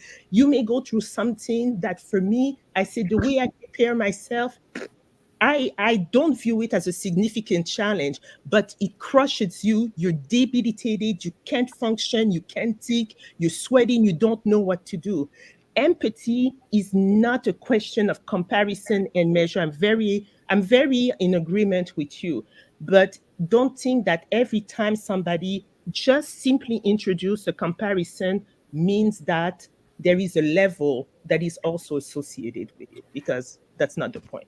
So, Haitian Empress, if I could just interject really quick, I think, and somebody put this in the comments, and we talked about this, like words matter, right? It's just like when people say Black Lives Matter, somebody said in the comments, and then the response is, well, all lives matter. We're all human. We all need. That part takes away from the central message, and I think that's the point that Kojo is trying to drive home, is that when the men were sharing their vulnerabilities and the men were talking about issues that they face, and then you inserted something that women go through or started being contrary to the topic that the men were saying, that minimizes and also distracts from what the men were sharing. I think that's that's the kind of part that you're missing. We get the other things, but the part that you're missing is your word choice and your use of inserting women into it kind of just distracted from what the central point was, and it took away from what the men were trying to share. Understand. Can I intervene? I want to add something. Hey, Haitian Princess, I heard the stuff that you said. I'm not going to add too much, but all I want to say is that I feel like what Kojo is trying to tell you is that this was a men panel talking about their own feelings. Right? So if we're having our girls' conversation, I don't want my little brother to come in and tell me how he feels, because it's not about my little brother, right? Because we're having our female conversation. I think that's what's going on. And I feel like sometimes, I think I hear you when you're saying that you want to really understand, but sometimes when somebody tells you that they want to talk about their feelings, when there's a back and forth, it also almost makes you look like you're not really hearing the person, right? And I think that's what's going on right now, because even though you have good points, it shouldn't be in response to the men's panel, right? Because the men panel could have just been a conversation between men, but because it's in a live, anybody can interject, right? But in that instance, those men's panel are for women to step back and listen how they feel when they talk to each other. And even though I didn't attend it, I would think it would be interesting to know what men talks about whenever I'm not around, without having the need to interject and talk about how you feel as a woman. How you feel as a woman is important, but that's just not the topic. That's it for me. Appreciate it. All right, let's jump back onto the topic. Thank you, H. Rich. I appreciate you, honestly, because it's actually been a good learning conversation out here as well. So it's been good. I ain't gonna lie to you. Okay, so we're talking about. So I think this is a good time actually, because Haitian Princess, you actually had some good points, right? So, and it might have gotten lost in the months of the conversation that we were having. So let's kind of flesh out some of the points that you actually had, because I think they were actually good points. So you were explaining, I guess, the perspective from a woman's perspective in terms of the pressures that you feel to provide. So I would love to hear your perspective. What are the kind of pressures that the women are kind of feeling to provide as well for you? What are the kind of pressures you're feeling as well from your end?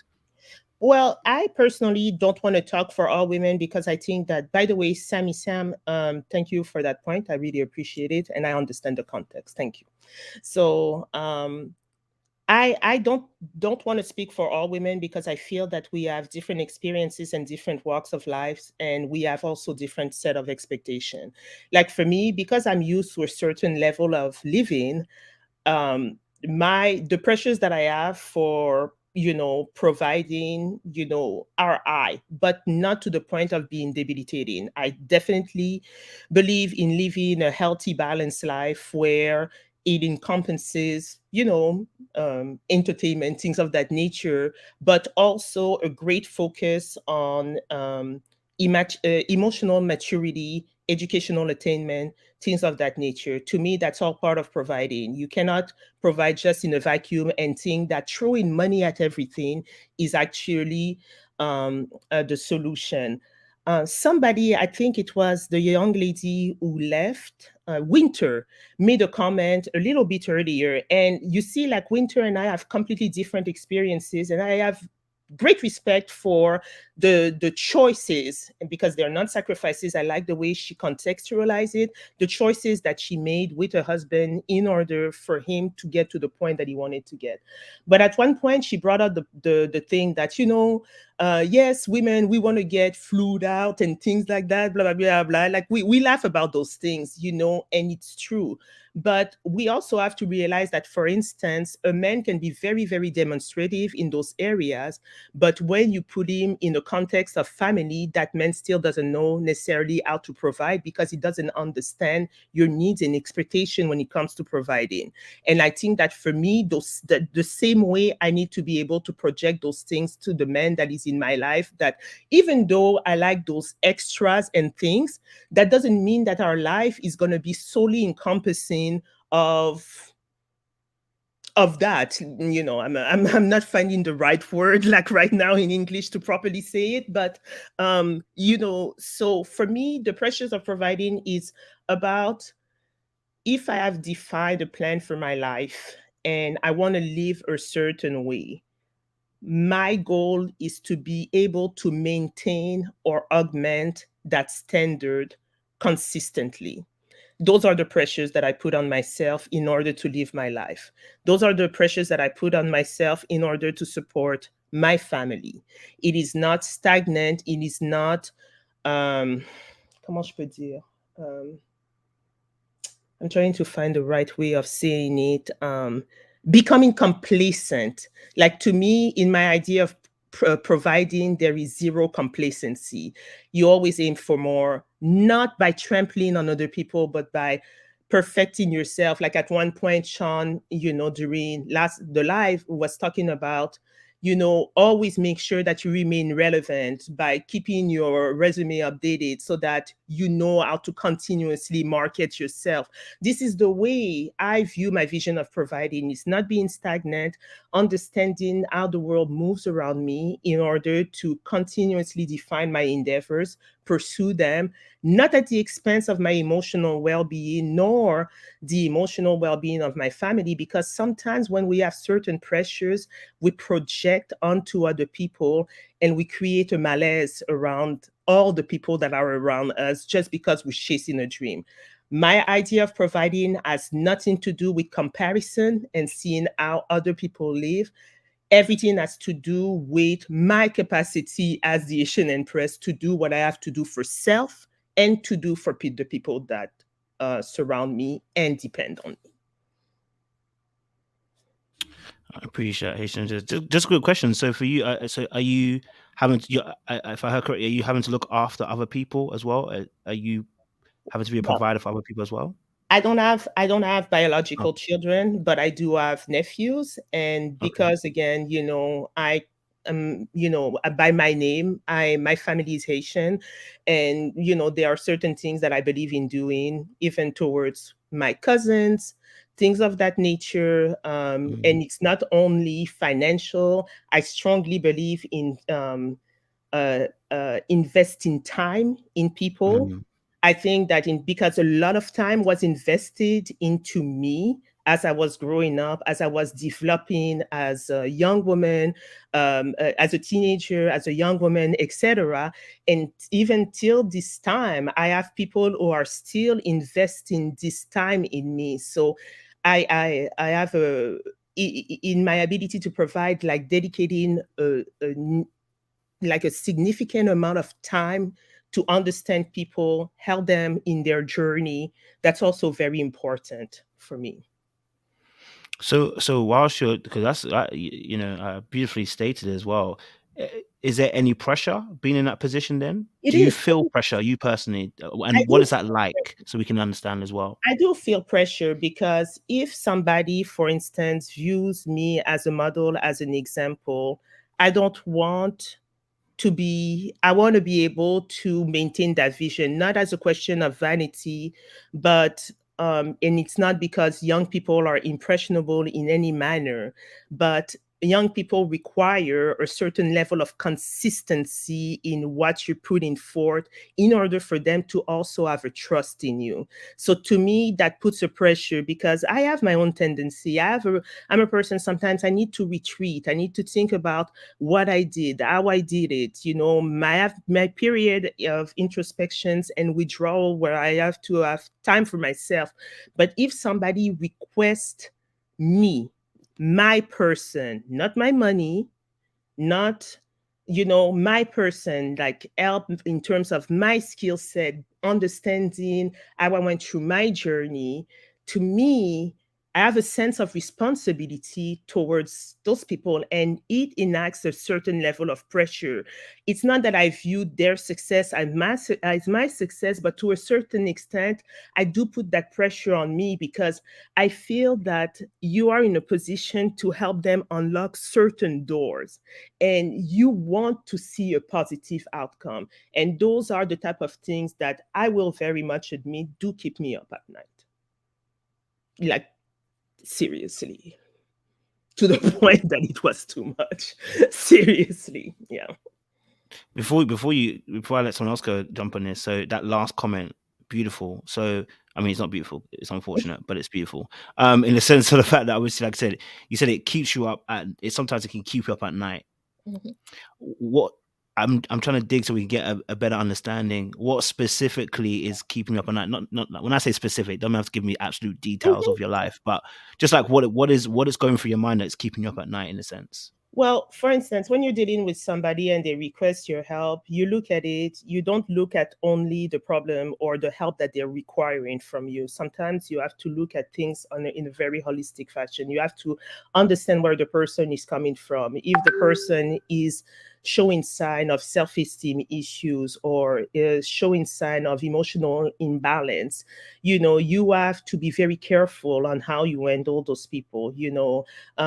Even in a professional setting, when you're helping somebody, it's not just about telling them what they have to do, but explaining at different levels what they're doing is not only impactful for who is expecting the work, but also for them and how it continues, propelling their career, things of that nature. So I never look at something that is presented to me in a singular fashion, or just,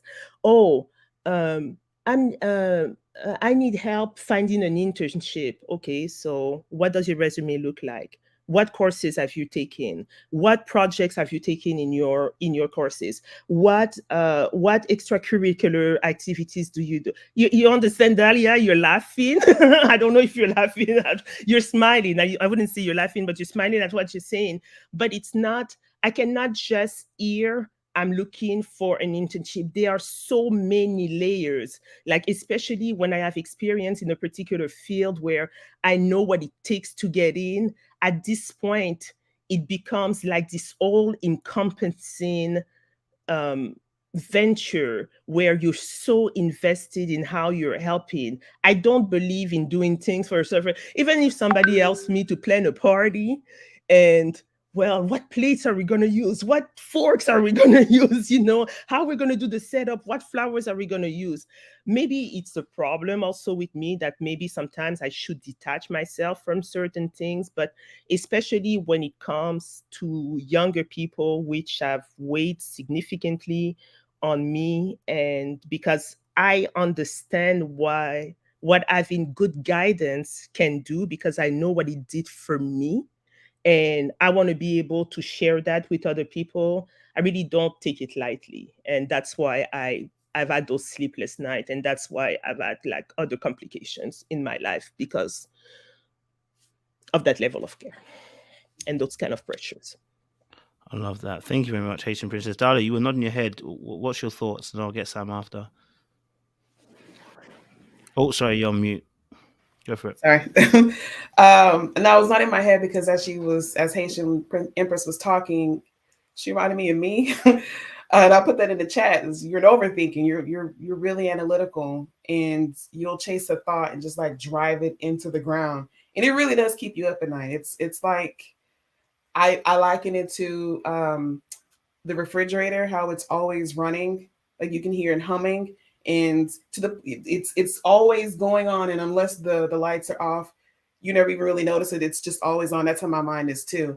So I'm empathetic to your situation on that front, and therapy is helping me with that. I didn't even realize how much of a thing it was until I got into therapy and then had to explain it to my therapist and realized I'm putting on way more pressure than I actually really have to. I understand the point that you're making. I do think that probably some of that self-imposed pressure really isn't necessary. And this is something that I'm having to really look at myself. I tell myself that I'm very hard on myself. I get the impression that you are too. And I have to give myself compassion. This is very hard for me because that's not natural to me. But I think it would behoove you to have some compassion, empathy for yourself.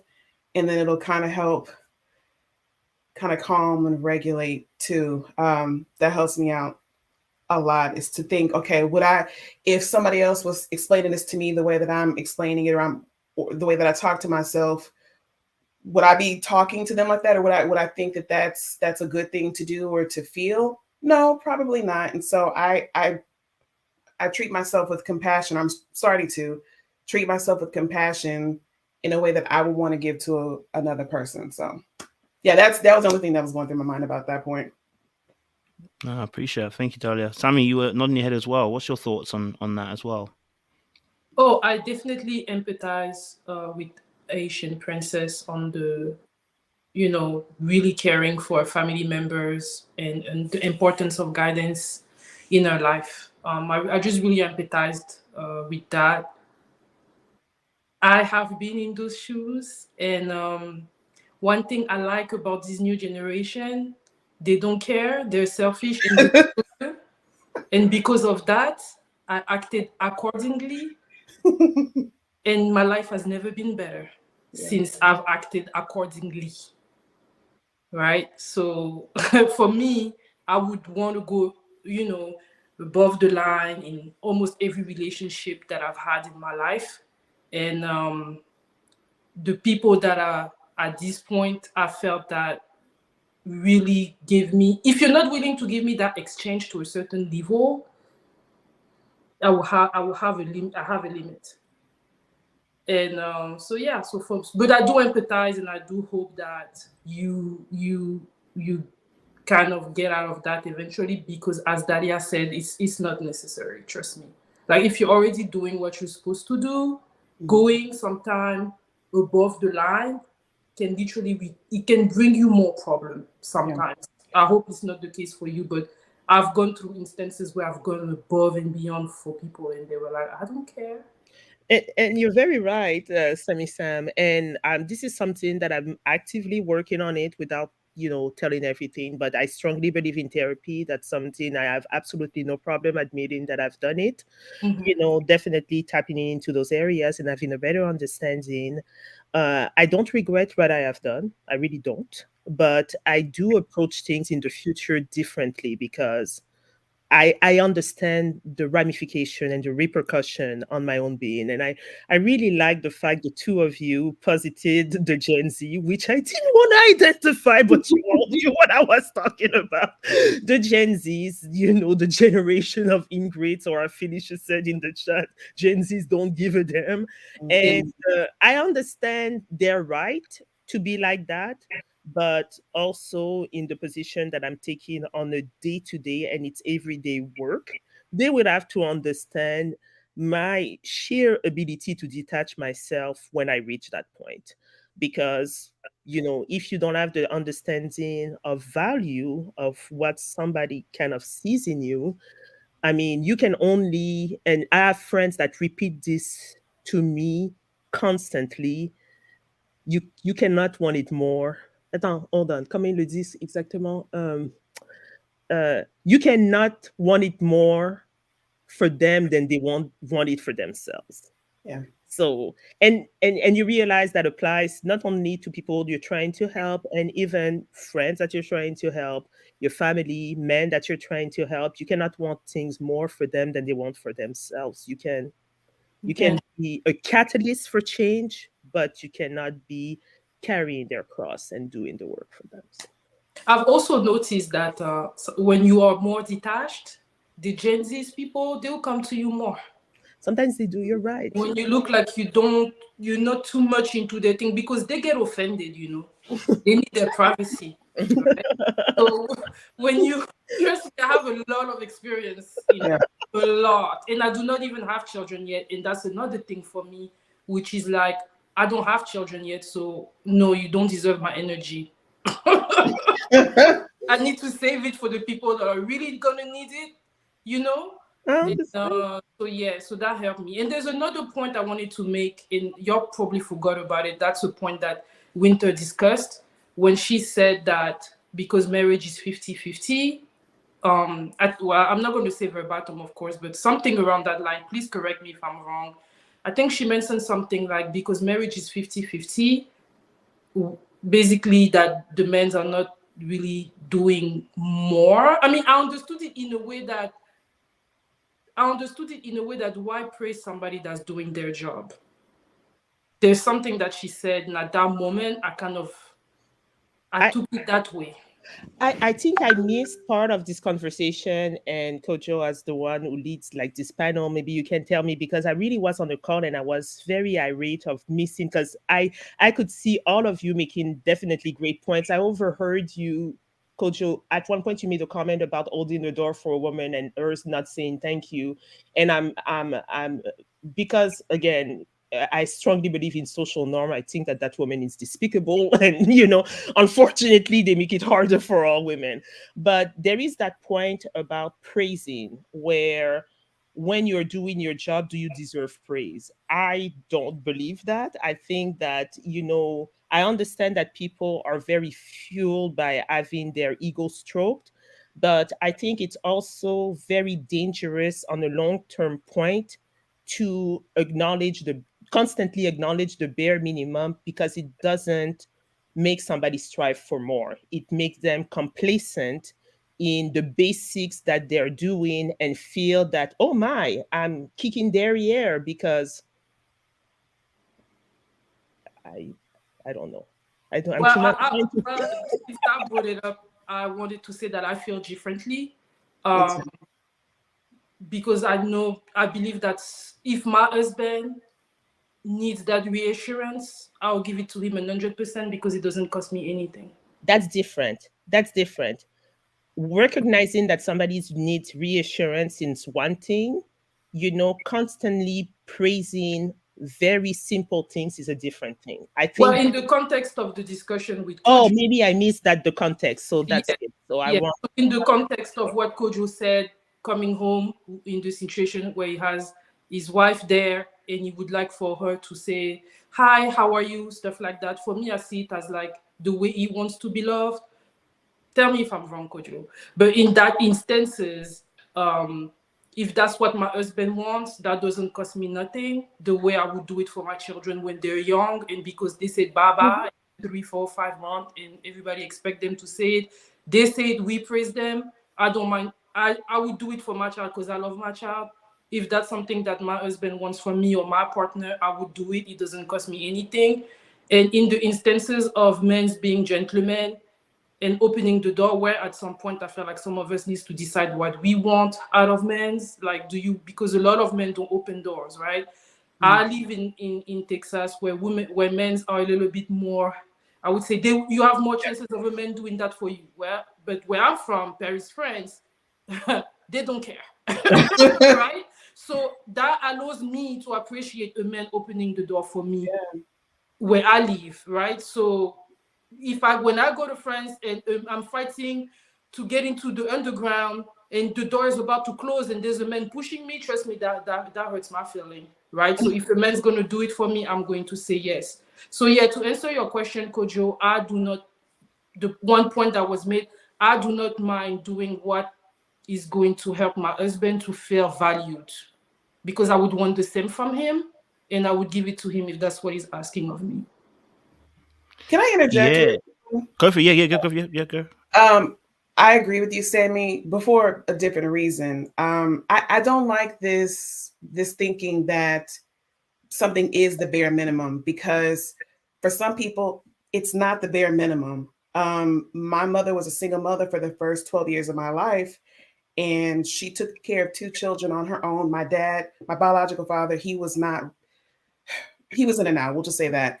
And so it really was all on her. And so it took everything she had to be able to shelter us and feed us. Sometimes when we come home, the lights were not on, and we just had to deal with that. So I don't take it lightly that she did that for us. She was constantly stressed.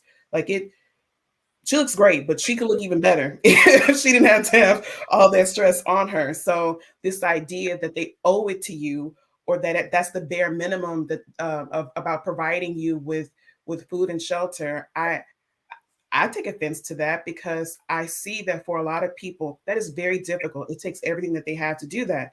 And I think that the least we can do, like Sammy said, it doesn't cost us anything, is to acknowledge that, hey, I really appreciate you doing that for me. And also it gives an incentive to want to keep doing that. Like, sometimes I like that feedback, because it lets me know, oh, I am on the right track. I don't know that you like it unless you tell me that. So if you say, hey, Dahlia, I really like the way you did that there, I remember that kind of stuff that stays with me forever. And I remember that, and it makes me feel good, and it makes me want to keep going. It gives you like that little boost. So yeah, that's nothing to take lightly, I don't think. Yeah, and I think obviously it's funny enough, we're actually literally discussing the comment bare minimum, and it came up. So I think it's good. It's a good conjuncture. I think because I kind of, my spidey senses are going off, Haitian impression. And we'll talk maybe a little later. My spidey senses are going off, right?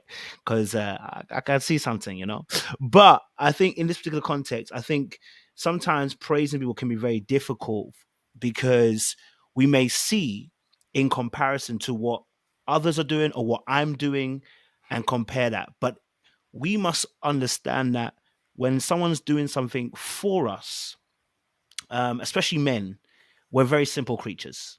We just need a little bit of what we call positive affirmation, positive regard. That little positive regard shifts mountains. And actually, it goes back to the very point I said earlier on about how men are never praised for what they do. It gets labeled as, well, you're just doing what you're supposed to do. It's bare minimum. And so what happens is, since we're then negatively reinforced, why would I want to do more? Because I'm negatively reinforced. I'm just doing my job, right? Well, if everyone's just doing their job at work, what happens when people just said, I'm just doing my job? What happens? You clock out early, or you clock out on time and you don't do no extra. You come in and you clock in at the time you're meant to clock in. You ain't doing no more. When the boss asks you, you say, I'm not doing anymore. It's just my job. Let's not do. So when we want more from people, when we want to see them expand and do greater, especially specifically for men, I can talk about ladies, maybe to give us a different perspective of how they want to be appreciated. For us, for men, it could be words of affirmation. It goes to all the love languages, whether it's, one of the, depending on what they work with. But I can almost certainly say that most men will definitely at least want to hear some words of affirmation, like, hey, babe, I really, really appreciate what you do, or even like, babe, I appreciate what you do. I'm gonna run your bath, or I'm gonna cook you something. You know what I mean? That, because what you're saying is, I'm gonna show you something to show that I appreciate you. Now, of course, depends on the person's love language. That will probably hit harder in that particular area. And the praise is not like every day you see me, praise me. No, it's not that. You find your time and your season, and find the currents, and know when it's the right time to kind of maybe give him a little pickup. You know what I'm saying? If you can see his body language shifting, if you can see that, the energy's maybe not as there as usual, you drop a little something, just to help us be boosted. Because like I said, from young age, and maybe women will have a different perspective, a lot of us don't get praise unless we're playing sports, academically high on the top of your class, especially if you come from a quote unquote African American, or African, even a Caribbean background. You don't get praise unless you're the top of your class, the top of this, or top of this, top of that. You have to be excelling all the time before you get in some praise. And so even then, some people don't even get praise. You know what I mean? So I think for a lot of men, we just want to hear our partners show appreciation, and that makes us want to do more. I think I've said this before on a live. I said, sometimes you want the man to clean the garage, but you've never praised him. He's not going to clean that garage for you. He's not even going to lift his finger, because every time he hears you is your morning. It's like, let's sometimes try something different. Positive regard. right? I'm learning that too, because I'm learning that from perspective for even with women too, also as well. Like, yo, if you've done something for me, I'm like, yo, I really, really appreciate the fact you done that for me. Thank you so much. And it doesn't cost me, but it's not even about costing me. I genuinely mean it. I genuinely do appreciate that little thing that you did, which you might have thought was little, but for me, it's huge. You know what I mean? You made me a cup of tea. Oh, babe, I really, really appreciate it. Thank you. You know what I mean? Like little things like that go a long way. And I'll give you my final. I remember one day I was preaching at church, right? And the message that I had on the sermon was about love. So I tasked the whole church for a week. You cannot say anything negative, including jokes. You can't even make bad jokes. Like, oh, you're stupid. You can't make that joke, right? Let me tell you what happened that week. So obviously the first day, me and my brother get into something, yeah, and I joked around, oh, you're stupid, bro. Because that's my normal one. Oh, you're being stupid, bro. And it hit me. I was like, oh, I can't say that, right? But by the end of the week, the relationship me and him had completely shifted because every word that I spoke to him was in positive regard. Doesn't mean I'm praising him. It just means positive regard. Now, I'm not saying everyone has to, every moment you're going to tell your partner positive things. What I'm saying is it shifts the energy in the room when your mindset is focused on being positive. And so I'm not saying that we have to always do this, but I always remember that task and how hard it was, because it's easier to criticize than it is to even give the compliment. Because when you see something like his socks on the floor, your first comment is, again? Your socks are on the floor again, but I told you last week. And rightly so, you did tell me last week. And the socks are on the floor again. You know what I mean? Like, and rightly so, you are a little bit pissed. And I get it, right? But it's just it's the what does your mind focus on? And I think that is important as well in terms of relation. That's not just for men. I think that's for also men to women as well. How do we appreciate you guys as well? And maybe we can shift the conversation there. But Shana, you haven't said anything, and I want to get you involved. Shana, how you doing? You were commenting in the chat, and I really love that you were sharing the perspective. I would love for you to share your perspective, because I think, again, it's a different type of provision that you mentioned about the dependency and etc. And I think we can really learn from that as well. So thank you, Shanna. And then I'll ask the ladies about what praise. Thanks for letting me join. I guess for me, it's been real difficult because I am a single parent and my youngest son is autistic. And the pressure can be overwhelming a lot, especially when you're doing it by yourself. So I can understand where Haitian Princess was coming from when she was looking at it from a individual perspective and not just a overall perspective. But I'm also taking care of my dad, who I never had a relationship with as a child, but I acquired a year ago. And he's not in the best health either. So I think we have to consider what everybody's situation is when we consider what providing is, because my level of providing might not be to the extent of what your level of providing is. And I think we have to be open-minded, especially too when we're talking about generational gaps and cultural differences. We have to be completely open-minded when we're talking about or even just thinking about entering in relationships. I don't think we have enough dialect with one another. Now, I went and watched the video as well, and I appreciate the young men being so vulnerable and discussing how they feel, because I think it was a teachable moment and a learning experience for women to continue to create a safe space so that we all can share, how we feel about certain things, because I think that's where we lack. We tend to like to listen to respond and not understand. And if we get in a better space of understanding, we'll all be a better group of people. I think the biggest thing for our group of people is communication. We haven't figured that out since Adam and Eve. You know what I mean? Like, it's been a go-to and a trigger for us.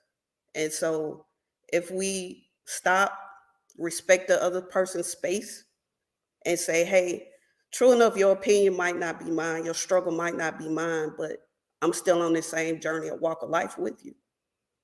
You know what I mean? We can get a lot further. But I think we, as a group of people, we just stuck right now. Because when you see black love is some of the most purest, beautiful thing you could ever experience. But I think our generation is so stuck on what our parents did, and we're trying to unlearn a lot of things that we witnessed and that we experienced. So I'll say for me right now, I'm in an unlearning phase, whether it was a lot of unhealthy things. Like even when it comes to religion or parenting, I'm unlearning things. I'm a big therapy person. So for me is I think when you get into a relationship, you should be a whole person. I think of a lot of us get into relationships as hurt people. And it's harder to manage a relationship when you haven't healed and the other person hasn't healed either. So that's it from me. I'm sorry. I was No, talking. don't be sorry. Don't be sorry. I'm appreciating you sharing. I'm gonna be real with you. Okay, I told my parents, listen, put you on a life insurance because if any of you lot decide that you're gonna go, we're gonna get this money up. Okay. But like, I want to ask you a question, Mhm. like, because I'm gonna be real with you. I told my parents, listen, none of y'all better get sick to the end because I don't know, I'm Gen Z. I'm not Gen Z, but I'm gonna come Gen Z. I'm gonna leave your ass. But no, for real. What did you feel? Did you feel? Because I'm gonna be honest with you. For me, and maybe it's part of my, part of my growth in terms of I know that my attachment style is avoidant in some sense. I would have been pissed. I'm gonna be honest with you. If my father, who wasn't looking after me, came back into my life about look after me, I'd have looked at him like, let Jesus look after you. But what made you decide to look after him? Did you feel that there was a sense of obligation? Or was this something that you was like, you know what, I just feel like I have to do this, like I want to do it, and you don't have to share that if you don't want to share, but it just in my mind it made me think because I personally would have been like Jesus gonna be there for you and the angels, so You you know know what I what mean. it was? My mom always taught me to do what was right at the end of the day. Like he was a contributing factor of me getting here. I can't not deny that. You know what I mean? Whether he played his part, I'm not his judge or his jury. And so I can't be responsible for the actions that he didn't take, but I'm responsible for mine. And so I made a conscious choice to say, now he got like 20 some kids. You know what I mean? So I fall in there near the baby. So nobody else answered the call but me. Wait. How many children? It's supposed to be 20. Uh God damn! And I then you only got lady with it. I only know 4 out of the 20, bro. So See, hey, that's the kind of stuff that would make me resentful. See, that's the kind of stuff. I'm like, wait, I'm near the bottom. Why me? Like, there's 19 other guys in this section. Like, that's what I'm saying. It's an amazing feat for you to take on. I'm saying it's amazing. I'm just saying I'm trying to understand why you took it on and what made you feel that. And I appreciate you sharing some of that. well, for me, like I've always had to be a caregiver. Like Mm. when I was my grandmother had Alzheimer's in her mid to late 40s. And so she lived with us. So my mother couldn't physically lift her and care for her. I had to do that as a 14-year-old. So all my life I've been caring for somebody. So it was natural to me. But I will tell you what has been a struggle is empathy and sympathy because I don't know him, right? And so through therapy, I'm trying to figure that piece out. And that way I can show him grace when he talk crazy to me. With my grandmother, I had an outstanding relationship with her. It was tons of love and compassion. But sometimes with him, I'd be like, bruh, I'm about to put you outside. you know, because I'd be like, I don't deal with, raised voices. Like my daddy was a Black Panther. So he stuck in 1965 to about 1985. That's where he at right now. So like I'm trying to get him to understand that it's certain things you can't do in my household. I get you're an adult, but this is my household. And there are certain things that you can't do in my household. So it's a struggle, bro. Like, I mean, I operate in God, and so I listen to whatever God tell me to do. I don't make a choice or a decision without Him. So for me, it was a God thing, and I'm a kind of person like I better be going to heaven for all this. You know what I mean? I better have a seat somewhere up in the kingdom. I hear that. Wow. Shana, thank you as well for sharing that and being vulnerable on that point. I think, that's a different type of provision in terms of the workload, in terms of finances, but emotional, as well, the mental workload it takes as well, having that tasking on your mind every day of caring for someone. Because honestly, I'll be honest with you, it was me. You see that meme with Michael Jordan? I'd have changed it from kids to parent. So that's you know what I mean. Like, so the fact that you're doing it, again, is amazing feat, and that's a lot of pressure on you. And actually, it's so funny. I was talking to someone just the other day, and I was saying, I was talking to a young lady. I was talking to her. I was like, "Yo, would you date somebody who then had like a man who then had to look after their parents?" She was like, I mean, his load becomes my load. No, Gen Z don't care. Gen Z are really in the business of we don't give a hoots. We ain't doing all that. Like, do you know what I mean? So, But like, the that's why fact I that you're don't doing date it, though. I have two. I have uh-huh. two strikes. I have an autistic child, and I have an elderly parent. I also take Mm, care of my mom and my aunt too. So like Saturdays or old people days, you know. damn. But for me, I think I've been single so long, it's like my normal. You know what I'm saying? Mm, I I don't think I'll say here in Georgia because it is a difficult place to date.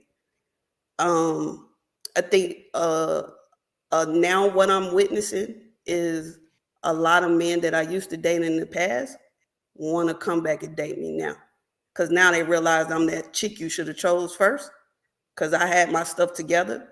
But in my mindset, is like, why would I even go back and deal with you now? You done ran the streets. I don't want that, So it's like I don't know. To me, it's a difficult space to be in to date somebody because number one, people don't want to deal with you when you don't have nothing. So think about my mm. situation. So I don't even know how to like really approach dating in this stage of my life. And I'll be honest, I do not have the answers. I'll be honest with you. I do not have the answers for that question because I don't know. I'll be honest with you. If I'm honest with you, men, yeah, yeah, yeah. I mean, you might get if you're a man and this is your situation, you might get a woman. You know what I mean? To kind of look past all that stuff, but to get a man to look past all that stuff, I'm gonna be real honest with you. I don't think we need to lie here. Yeah, there's chances slim because we ain't trying to be in all that. Do you know what I mean? So that is very hard to deal with, and that's a lot of pressure. It is. And you got to think about it. Nobody else really wants somebody else's responsibility. Let's be honest. We Mm, don't. That's where love has to come in. People take mm, on other people's responsibilities because of love. They don't do it for no other reason. pause. So you got to look at it that way. I haven't found that person that's willing to tackle these responsibilities with, which I'm okay with because I love me. You know what I mean? Mm. If that happens for me, that's great. But I love and I enjoy life. I live life to the fullest. So I'm okay. Man, I appreciate you sharing that, man. Do you know what I mean? Don't be afraid. Put your little cash up in the thing. I got you a little something. You know what I mean?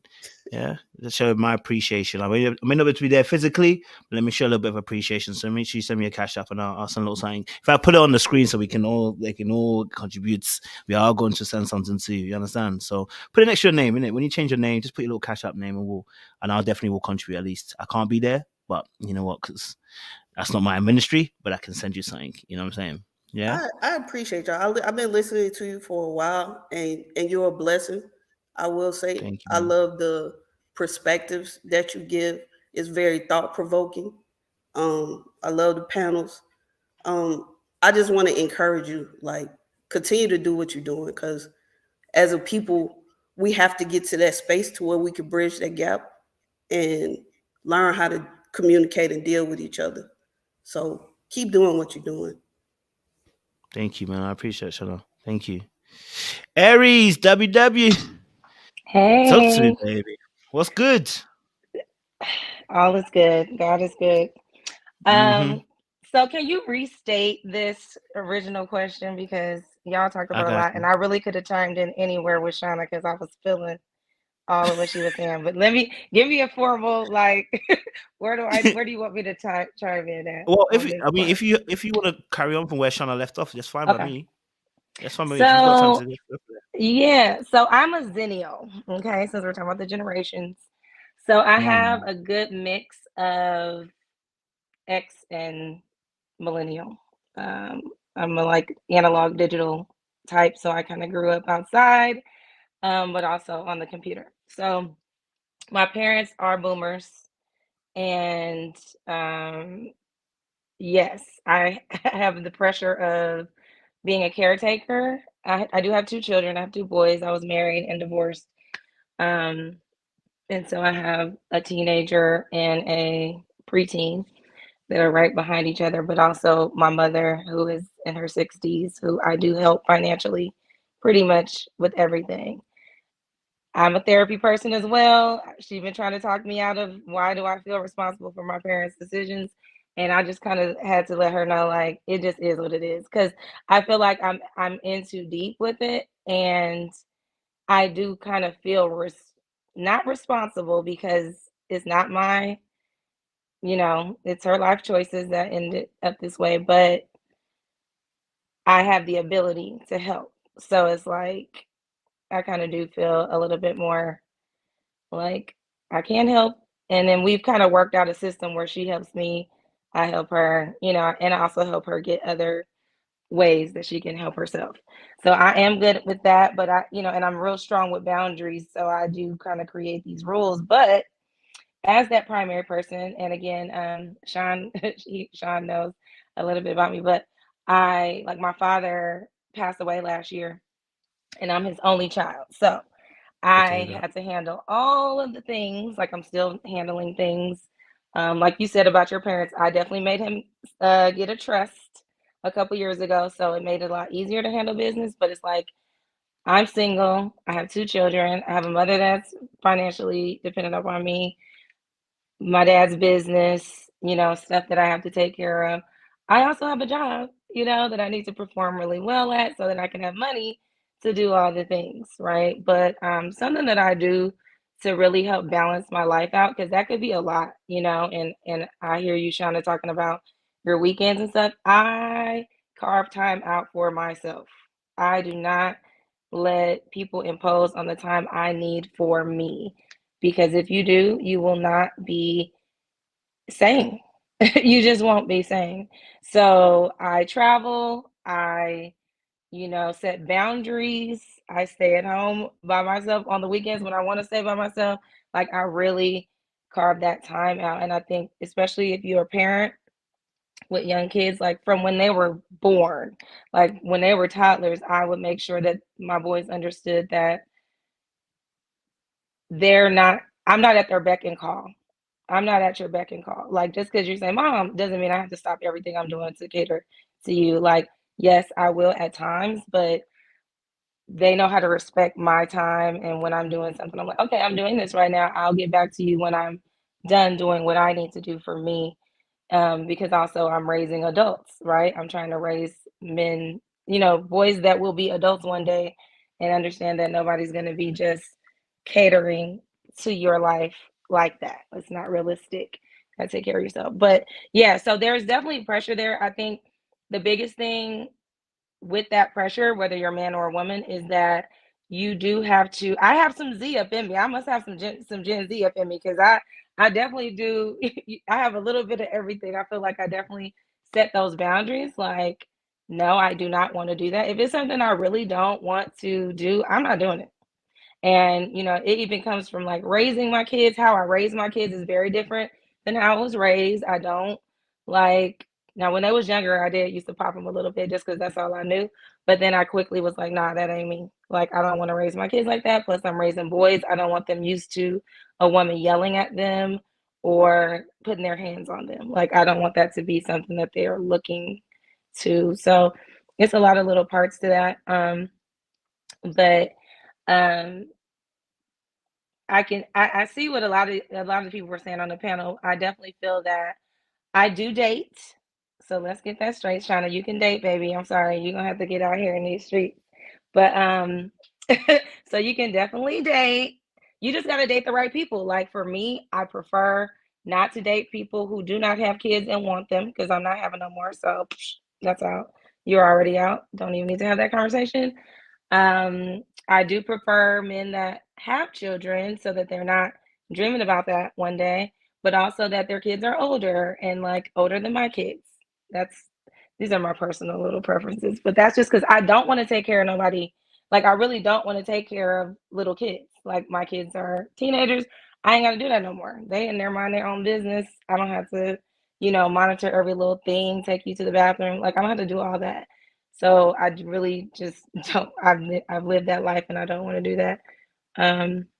But yeah, so you got to find a balance. I think that life is pressure. Adulting is pressure. Paying bills is pressure.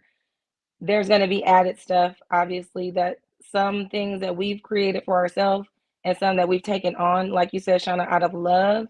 Me taking care of my mother is out of love. I feel like we had a rough start, me and my mom. Like, we really didn't get cool until I had my first child, because of the boundaries I had already set for her. And I felt that she wasn't respecting me as an adult.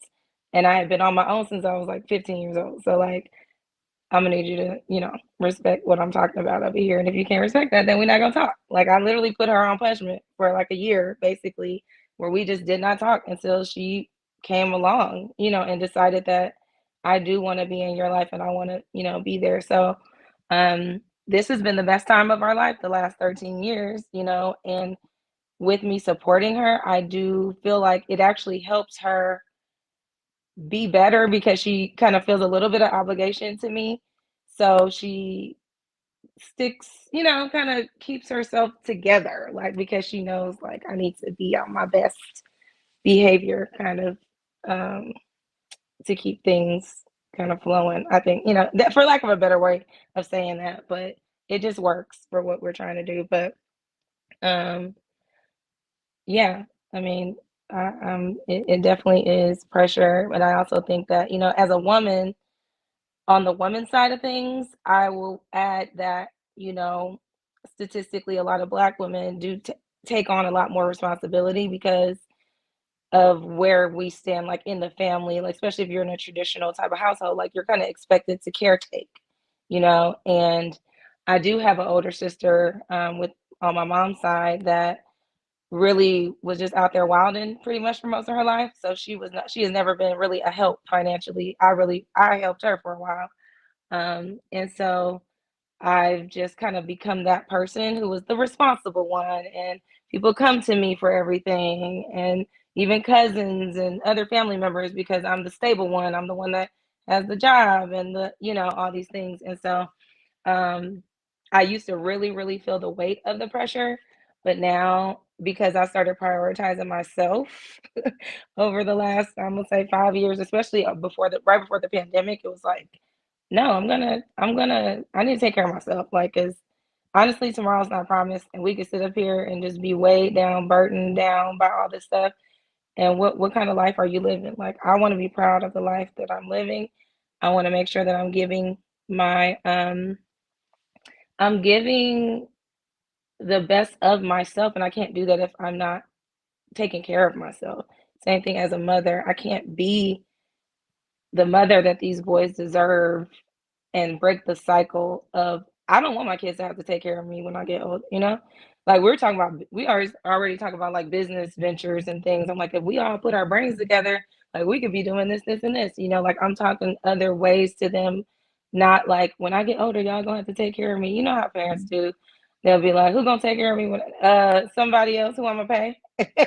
Like, and I tell them, like, hey, if you gonna pay for me to get taken care of, give me somewhere nice, or something like that. But I don't want them to have to do that. I want to be able to set my own thing up, and they can live their life freely, not feeling the pressure themselves. That's going to stop them from having a bad attitude and taking it out on their family and doing all these things because of the cycle. It's a cycle that we just have to figure out how to break, you know. And even if you're the one doing it, you know, and still kind of perpetuating some of that stuff like I do with my mom, they also see the other part of it where, you know, I travel for work sometimes. My mom comes here, she stays with the boys for a week, you know, she'll take care of them, she'll do different things, you know. It's like, it's almost like I'm hiring her as a nanny for a little, you know, at a certain point. So it's not just like, oh, I'm just sitting here taking care of her, she talking to me crazy, she acting up. No, like, what you're not gonna do is talk to me crazy. These boundaries are still boundarying. And, you know, it's just a respect level that I think you have to demand as you walk through life, regardless. If people take advantage of you, you are allowing them to take advantage of you. There are going to be responsibilities if you have children and all those kind of things, yes. And then also, as a person who is a single mother, who they do have a father, it's not like he's not a part of their life, but I am more of the responsible, like, I'm responsible for the majority of the real day-to-day, the school work, the showing up here, the doing that, and the financial piece, because there's certain things that I do want them to, you know, have or be exposed to that he may not be able to financially do. And I don't put that pressure on him. I really just start learning capacity. People that you're dealing with, we can't expect more out of them than they're able to do. And we just have to be realistic about what are you capable of. If you're not capable of it, I can't keep putting that pressure on you. I'm just gonna, you know, do whatever I need to do. So that's my 2 cents on that. Aries, thank you for sharing that, man. I appreciate the vulnerability again as well. Because yeah, that's not that is no joke. It's not easy what you faced and what you've gone through in that respect as well. So yeah, thank you for sharing that and your reality and your truth. For sure. I guess a question just for you as well. You know, obviously the responsibilities that you're kind of having to obviously balance and stuff. Obviously the kids are yours, so that's not one of them. But the other responsibilities, what's making you not saying, you know, food this ain't for me? You know what I mean? What you know what I mean? Like what's the, you know what I mean? What's keeping you there to that responsibility? What's the feelings that are behind that, or the emotions behind that, that's kind of guiding that? Do you know what? I do need to take care of this person, said, or this particular responsibility for you. Well, number one, love. Number two, I mean, when it's your mother, like, it's a different energy, right? Like, I would, if she was a deadbeat mom or something like that, it would be different. She was not the perfect mother. However, she's still my mother, and I would definitely not want her to be like out on the street, you know, or nothing like that. I also do think it comes from that Gen X part of me, right? Where it's a little bit of like, there is a little bit of, I don't want to say guilt, because it's not for me to be guilty of anything, but there is a little bit of that just old black pressure. I don't know what to call it.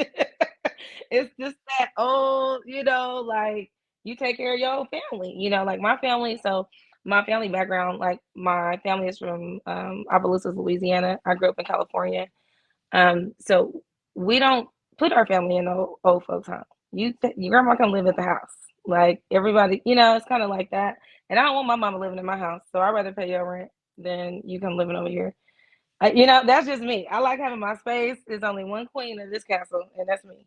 So for us to have the best relationship possible, I will sacrifice to take care of. She lives literally like around the corner from me, so it's not that far. But like, and her expenses are not like super. It ain't like I'm spending $1 million a month. But it is a financial responsibility that I have taken on. But I think there's a mix between.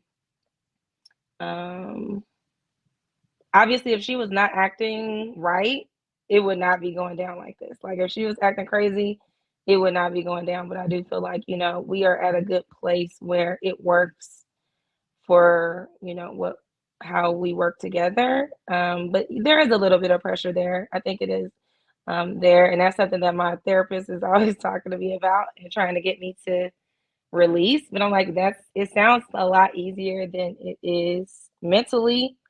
And in other ways, it's like, I don't know. I just want to keep the peace. And I don't know. I guess that's it. I'm from the Bay Area and from Louisiana, Opelousas. I saw somebody comment ask, but yeah. I appreciate you sharing that, Aries. Mhm. Thank you for that. I mean, honestly, and it's something that I've been thinking about. Maybe we could even do a live, maybe in the future as well about it. In fact, we should. But I took out life insurance for myself, critical cover too, because I just think to myself, wisdom should be taken now. Because if anything Yeah. happens to me, I ain't gonna lie to you. I don't want my kids saying, this is like, do you know what I mean? Like, yo, at least if you're gonna do it, you're gonna get some money for it. You know what I mean? Like, if anything happens to me, like, do you know what I mean? I'm thinking to myself, like, you should know that I've put things in place. Of course, our parents are from a different generation, but I think for us who are this generation, like, these are things we should put in place because I don't want anyone to have that particular burden, as well, and you're gonna put me in a home and they're gonna take all the money from putting, like, in UK, it's mad. Like, if you earn over a certain amount of money and they put you in a home, they're gonna rinse you of all your money, and then when you can't pay, they take the house that you had. Do you know what I'm saying, to pay for it? Like, it just gets crazy. I will And I tell only you learned this, that growing up in Kojo. banking. Go for it. Force your family to get a trust. If you all have parents that are alive, force them to get a trust. Pay for it for them. I don't care what you have to do. Get them to do it, because literally when my dad passed, he was 70 years old last year, unexpectedly, out of nowhere. And so the best thing he did was he did not die broke. He had money in the bank that I was able to tap into. I had access to his accounts. I had access to his phone, his passwords. Like, these are things that we need to be talking about when your parents are older. Like, I need you to know how to get into my stuff. Like, this is where you go to get this. And then when everything went down, I was able to handle that business for him. And he had a home. He had cars. He has things of value that is going to be a blessing to me and my sons when it's all said and done. You know what I mean? Like, it's not that's a big thing. That generational wealth is important. If you have a house, if you have any kind of assets that you want to be able to bless your family with, I suggest you do that. I did the same thing. I got a trust and also life insurance on myself, right? So that if something happens to me while my kids are young, I have things written down that say exactly what I want to happen, where I want money to go, who should be taking care of this, who's doing that. Like, and I keep it updated. Like, these are things that we don't think about that other cultures are doing, and that's how they're able to keep that money in the family for years. They're not losing grandma's house when she dies. They're not, it going in debt because they don't, it's a lot of things. Like, you could put stuff in there like, hey, and you can't sell this house for at least 10 years. Y'all need to rent it out. This is what how you're gonna do it. Like, you could literally put every step of what you want to happen in place to help keep your property, to keep it in the family. Wait until the kids get a certain age, then they can go. Mine says they can't do nothing to my house until they turn 25. I just feel like they're not going to be mature enough to do anything before that, right? And maybe even 30, I might up it. I don't know. But I'm just saying, like, these are things to consider if you. I'm gonna tell you, like, the culture. A lot of the old folks I know, they be like once they die, they feel like I'm dead, so it don't matter. Y'all on your This own. is Like, they're gonna spend all that money I'm out. while they're alive, and it's over. But that, now you've started your lineage, your legacy is starting. You making people start over. Like, why would my kids have to start from zero? Like, you shouldn't want that. You want, like, let me give you an extra edge to where you can live a good life, and then your kids will start with an extra edge. Like, that's how you kind of keep it going. But if we all starting from the bottom, everybody shouldn't be getting it from the mud. I'm sorry, that's not a flex, and this, everybody was like, I got it from the mud. I started from the bottom. Well, my kids, if you say you started from the bottom, then hell, I failed. Like, I already started from the bottom. You should not be starting from the bottom. Like, let's keep this party going, so anyway. I appreciate it, Aries. Thank you, man. Dali, you said you wanted to say something. You wanted to contribute. I don't know if you're there, but I know you said you wanted to add something. Yes, I'm here. That conversation took a turn for the great. I think I'm really glad that you mentioned something about living trust and wills. I think that is useful. I'm actually getting on my parents about that right now because they've been talking about that for months and they haven't done it yet. And yeah, I think it's important that as you get older, that these are conversations that you have. It sounds kind of morbid, but it's definitely necessary. But to the points that I wanted to address, two things, and I'm gonna try and be succinct about this. And this is just riffing off of comments that Aries had made. So I do think, specifically for women, this is the question for the men. What I've noticed, just an observation, is that a lot of times women tend to be caregivers, not just for the children, but also for the elderly, for people who are chronically ill, that sort of thing, kind of like what Shanna is doing for her father. And that's just a burden that we take on, and it's just been that way for a very, very long time. It's not going to change. I don't think women in general really wanted to change. I mean, we say that it's something that society imposes on us. I don't think it's society. I think we just willingly take on that burden. But I do think that because of our nature, that people take advantage of that. And I wonder, for the men specifically, if there's something comparable for that when it comes to provision. If you have examples where people will take advantage of, your natural tendency to want to provide, or maybe even want to protect. Because to be honest with you, I can't really think of anything off the top of my head where it's like a common thing that happens to men. I can think of a lot of instances where people do that to women when it comes to the caregiving role. So that's the first question. And then the other thing was when, I'm sorry, I don't know if it's Shana or Shanna. I apologize in advance. But you were talking about dating and kind of some of the burdens that come with that. And this is something that I thought of too, because I told my parents I would take on the responsibility of my autistic brother when they pass on, because they had him when they were older. And so in my mind, I was thinking, well, I want somebody who's family oriented. But part of being family oriented is that they're not just family oriented towards me.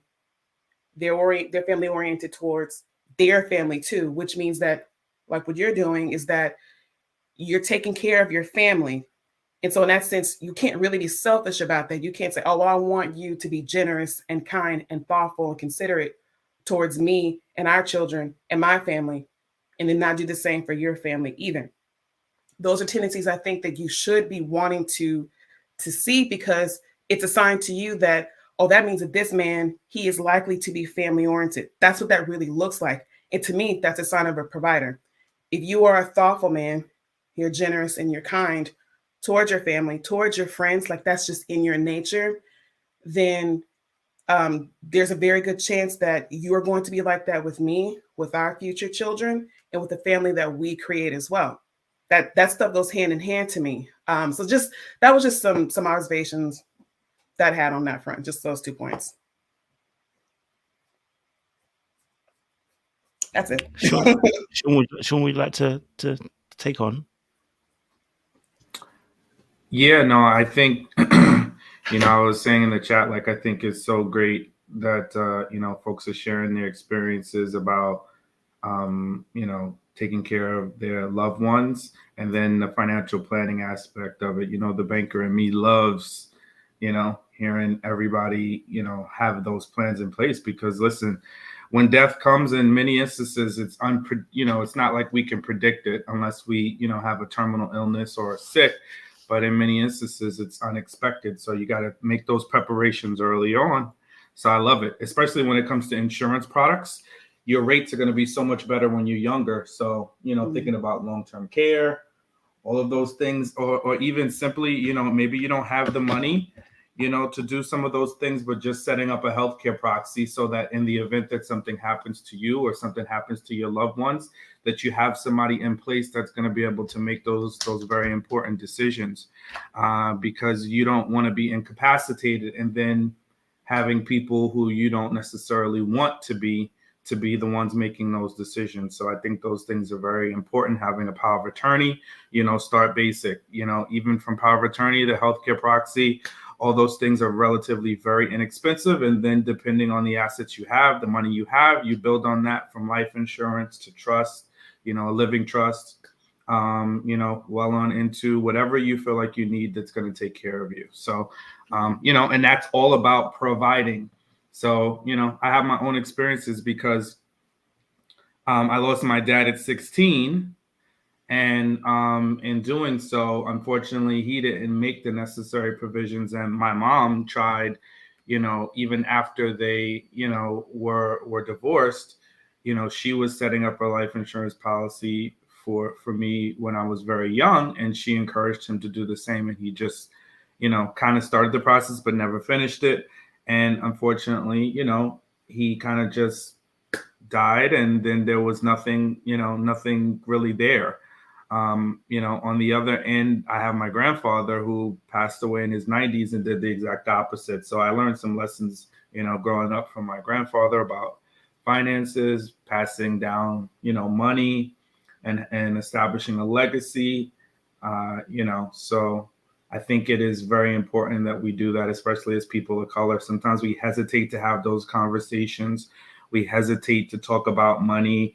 And we hesitate to talk about wills and what happens if we die. They're all kind of like, unfortunately, people of color, too often we just want to keep things secret, or we feel like if we don't talk about it, then it won't happen. So,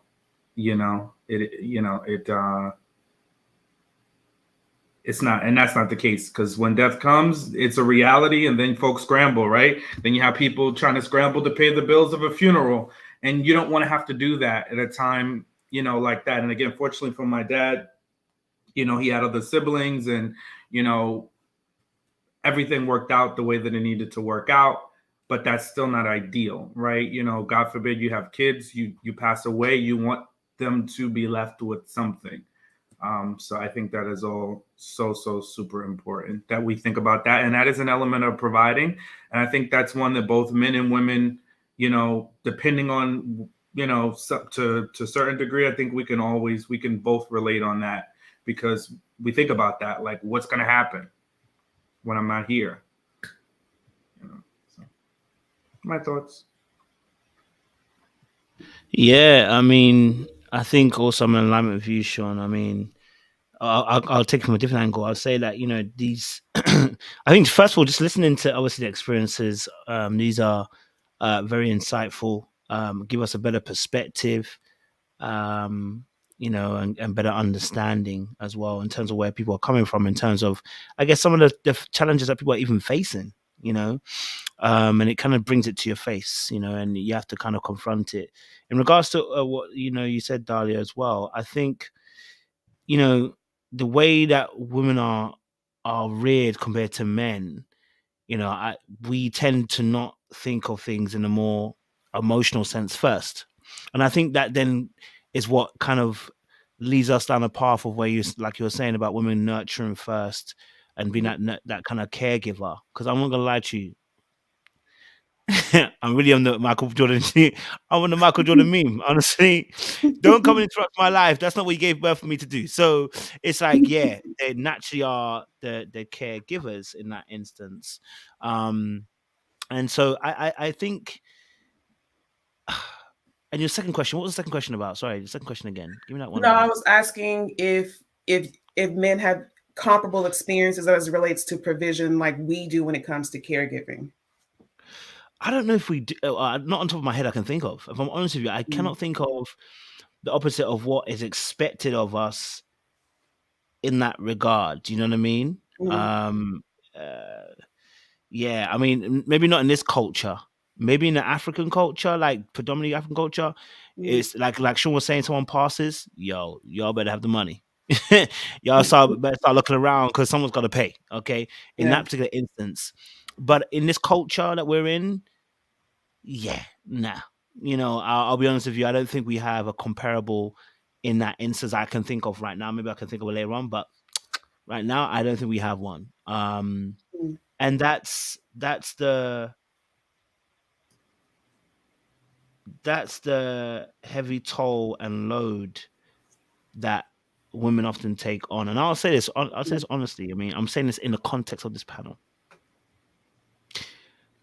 There's a reason why God made women after man, I always say this. For balance, I say it. Because the second one is always better than the first one. You understand? I say it in this context, but it's like what I really mean by that is like I just, because some of the loads that I do see women take on is very heavy, right? Some of the things that we've heard today I'm not saying there aren't men out there who are doing the same thing. There are, but the majority of the time, probably we're not going to talk about it. And number two, also as well, I believe you see more women in that case. Now I worked in a bank, so the people that were coming to me that were in a bank were often women. I did see some men, but oftentimes people who were carers in this instance were women. So there seems to be that natural affinity that women are drawn to, or at least are either drawn to it or they get laden with it. Like what Shanna was kind of saying. That's why I was like, there's 19 of them. I'm looking at like, baby, someone else got to do it like this. Why me? Like, so there is that aspect of things. So, my heart goes out, because it does sometimes, if not a lot of times, gets laden at the feet of women. There is I cannot think of a comparable situation where we get almost forced into that particular aspect, apart from when maybe, quote unquote, the boy has to become the father figure in the household quickly because maybe the father figure passed and he has to end up with the brunt of that. That's probably the only other one. But yeah, other than that, there isn't necessarily a comparable one on that particular aspect. You know what I mean? Let me just read this out from Ray Alexander. I'll let you jump in. Ray Alexander said, would a return to multi-generational living be a way of relieving some of the pressure to provide, purchasing a duplex or an accessory dwelling unit? I'm guessing it because I saw some conversation in the chat. This is in regards to having parents who can live with you in a sense. So you have a house and the parents live with you. I've seen that, especially in Ghana. A lot of people have that. The parents live with you at they stay in the house, but maybe in another part of the complex. Can that release some of the pressure to provide? I mean, I don't know if that releases any of the pressure, to be honest. You know what I mean? I can still see you, feel you, breathe you, and you're probably going to ask me to find a remote for you. So you're still going to be providing even when they're in the household. But I don't know if anyone else has a kind of opinion on this particular a question here. They can discuss it if they do. Yeah, I would just say that real quick that yes, but that's if it's going to be beneficial to your mental, your mental health. Because, I similar to what Ari shared, I love my mother to pieces. And God forbid if something were to happen to her, I don't know that I would want to live in the same house. And it's not like I have a traumatic story. I just like my space, and I think and knowing my mom, she likes her space too. She definitely doesn't like to be, crowded. So I'm very similar in that instance where I would want her to have the best comfort and the best place, but I definitely don't know that I'm set up to do the day to day, and living in the same house. But I know plenty of people that do it. Like, one of my close friends, and it's not because her mom is elderly, but her dad passed away. So they bought a brownstone in Harlem, and now the mom lives on one level and she lives on another, and then they have a tenant in the other part. It works for them. I just don't know that would be me. And I would need enough space where that pressure to provide would be the same, because I would need enough space and it would cost a lot of money. Sean, me and you are the same. Like, no, I will pay. That's why I'm like, no, I got it. You cannot stay here. I can't do it mentally. Mm-mm. I think it Shana? would be a good idea if we could all get along, right? Financially. I think the only people that can do that are Hispanic people. Like Mm. they will live like 5 families to a house. Everybody save, and by the next 2 years, everybody got their own business. I think it's just a mindset of how we view the situation. I agree with you, Sean. If you can't mentally handle it, don't do it. That's why I have therapy every other week. Like it can be stressful, especially all days and not good days, especially with autistic kids. And A lot so of non-American cultures do it. It's an American thing, I think, that we don't want people in our space. I don't know what it is, but I know a lot of Indian families that like friends of mine who they stayed there 4 or 5 married couples living in one big old giant house. They all save their money, they work in 6-figure jobs, stack, go pay for a house, cash, next person, and they just trust each other and build that up. But we kind of got in this thing of kick your kids out when they turn 18, and I'm not on board with that part with the kids. But full grown adults, I think we just are kind of like, I'm good off of living with people. I'm kicking them kids out at 18. Me and your mama got some things to do. Okay, get your ass out. Me and your mama got some things to do. That cost us 18 years. Cut Okay, it it out, cost me 3 Kojo. in the first 2 You are years. not doing So that. out with the You're right saying video. that That's what I'm now. trying to say. Let you Who's have fighting? yourself a little girl. You're not gonna be booting her out of no And he 18. hey, gonna have So a little knock it girl. off. That's exactly what he my gonna have. my oldest son, I gave him a year after high school. I made an arrangement. I said, That's look, it. you got a year on me. If I don't see you doing something with your life, my dude, I'm cutting the cord. And I cut the cord. Everybody thought I was mean, but I gave him a list of jobs that I thought careers I thought he would be great at. Truck driving was one of them. That's what he does for a living now. So You have to go. Haitian impression. Want to say something, then I'll get everyday Chanel on.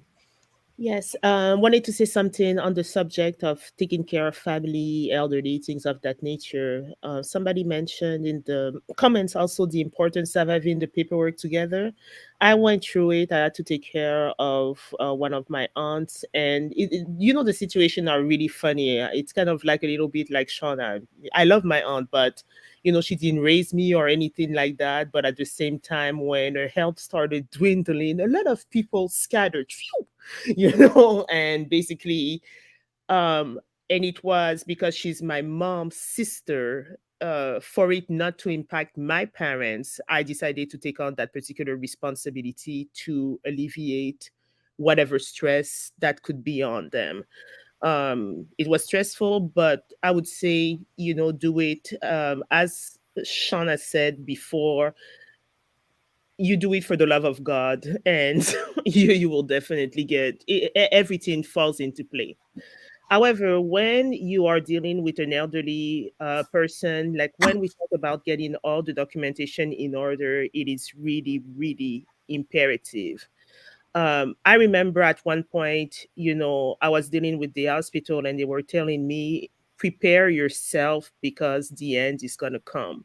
So, you know, there are certain things we all know that death is inevitable. So, when you are of sound mind and body, go plan the funeral. Don't wait till something happened and you're shaking and you're even more emotionally bereft to go do that, because it can financially be very different in the way you handle the planning of the funeral when you are, you know, knowing exactly what you want to do versus when you just show up, and it can be thousands of dollars of difference. And for people who find themselves in this situation, if you're in the United States, remember your rights when you are dealing with a funeral home, that you don't have to buy their casket. There are many ways for you to save a lot of money in order to do your planning, many things that you can do to circumvent the cost. And negotiation is always on the table. The prices that they put forth, do not just take them at face value. Make sure that you get the most for the least.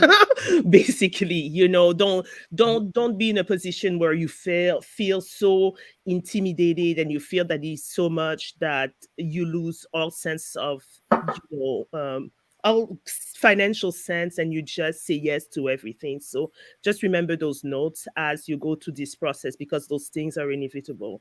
Somebody also mentioned that it's very important to realize that power of attorney ends on the day of death, does not carry over. You don't have any rights. So while you have power of attorney, especially that covers financial, make sure that you take care of those things. Try to uncover everything that the person may own, may owe, so that there may be alignment. If there are no existing beneficiaries, these are the type of things that you can take care of. If the person is in sound mind, as somebody suggested, creating a trust or creating a will, there are a lot of things that you could do, but don't let things catch you up. I know that it's very difficult. It's extremely demanding having to take care of somebody that depends on you for everything. But even though it's hard, there is a tremendous amount of spiritual reward when doing it, and the level of peace that also comes with it, and the level of growth that also comes with it.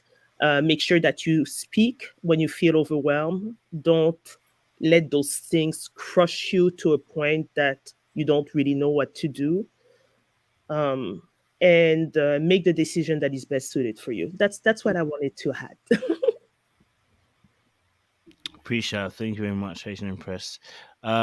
Everyday Chanel, welcome to the conversation. Hey, you guys. Great to have Thank you you on so board. much for allowing me to be a part of this conversation. You guys, I didn't expect to, step into a conversation that was like so deep. I'm like, I thought it was going to be one of your normal kind of lighthearted, um, typical, enjoyable, videos. But this was really something. I was on my way to bed, but I was like, I needed to step in and just say something. Number one, kudos to all of the caretakers, to all of you ladies and men who are watching, who are caring for someone who you love. Caring for somebody is such a labor of love. I care for my mother as she battled cancer in from 2016, and she passed in 2018. It was one of the most hard / most rewarding things that I've ever done, and I would do it. I would do it again. I would do it again. She was an awesome mother, and it was my pleasure to care for her in her time of need. Where if by the grace of God, we'll all get old one day, and preferably we'll have somebody who loves us enough to care for us. So I feel like when you're caring for a loved one, think of it as you're paying it forward. You're sowing good seeds, right? We all say, now just put me in a nursing home, because no one wants to be a burden to their kids, but hopefully we're all trying our best to be healthy and live healthy lives, so we won't be, need a lot of care at the end of our life, and we'll just be old and, be able to basically care for ourselves for most of our days. But if we do, need care, preferably we'll have a family member that can care for us. One thing I can say that helped me when I was taking care of my mother is taking time for myself. It's like when you're on an airplane, they say, put your mask on first. Like if you don't take care of yourself, then you're going to need somebody to take care of you. So no matter how many people you have to care for, make sure you're taking care of yourself as well. My mother was a caretaker as well to everybody. It's like my grandmother kind of bred her to be a caretaker, and my mother bred me to be a caretaker. And when my mother ultimately passed, she passed away from a cancer. She had fibroids, and she didn't have time to go to the doctor and get checked out because she was caring for everyone. So by the time she went to the doctor to get them checked out, it had turned to cancer, right? Because she was such a caretaker, she wasn't able to focus on herself. And that was a life lesson for me, that I will never care for someone to the point where I'm putting me on the back burner. So I would say for caretakers, definitely choose you. And like Sean said, make sober decisions in terms of finances, because I was so invested in caring for my mother. I was like, number one, she's not going to die. I was not believing that she was going to die. She's going to get through this. And also I'm a Christian.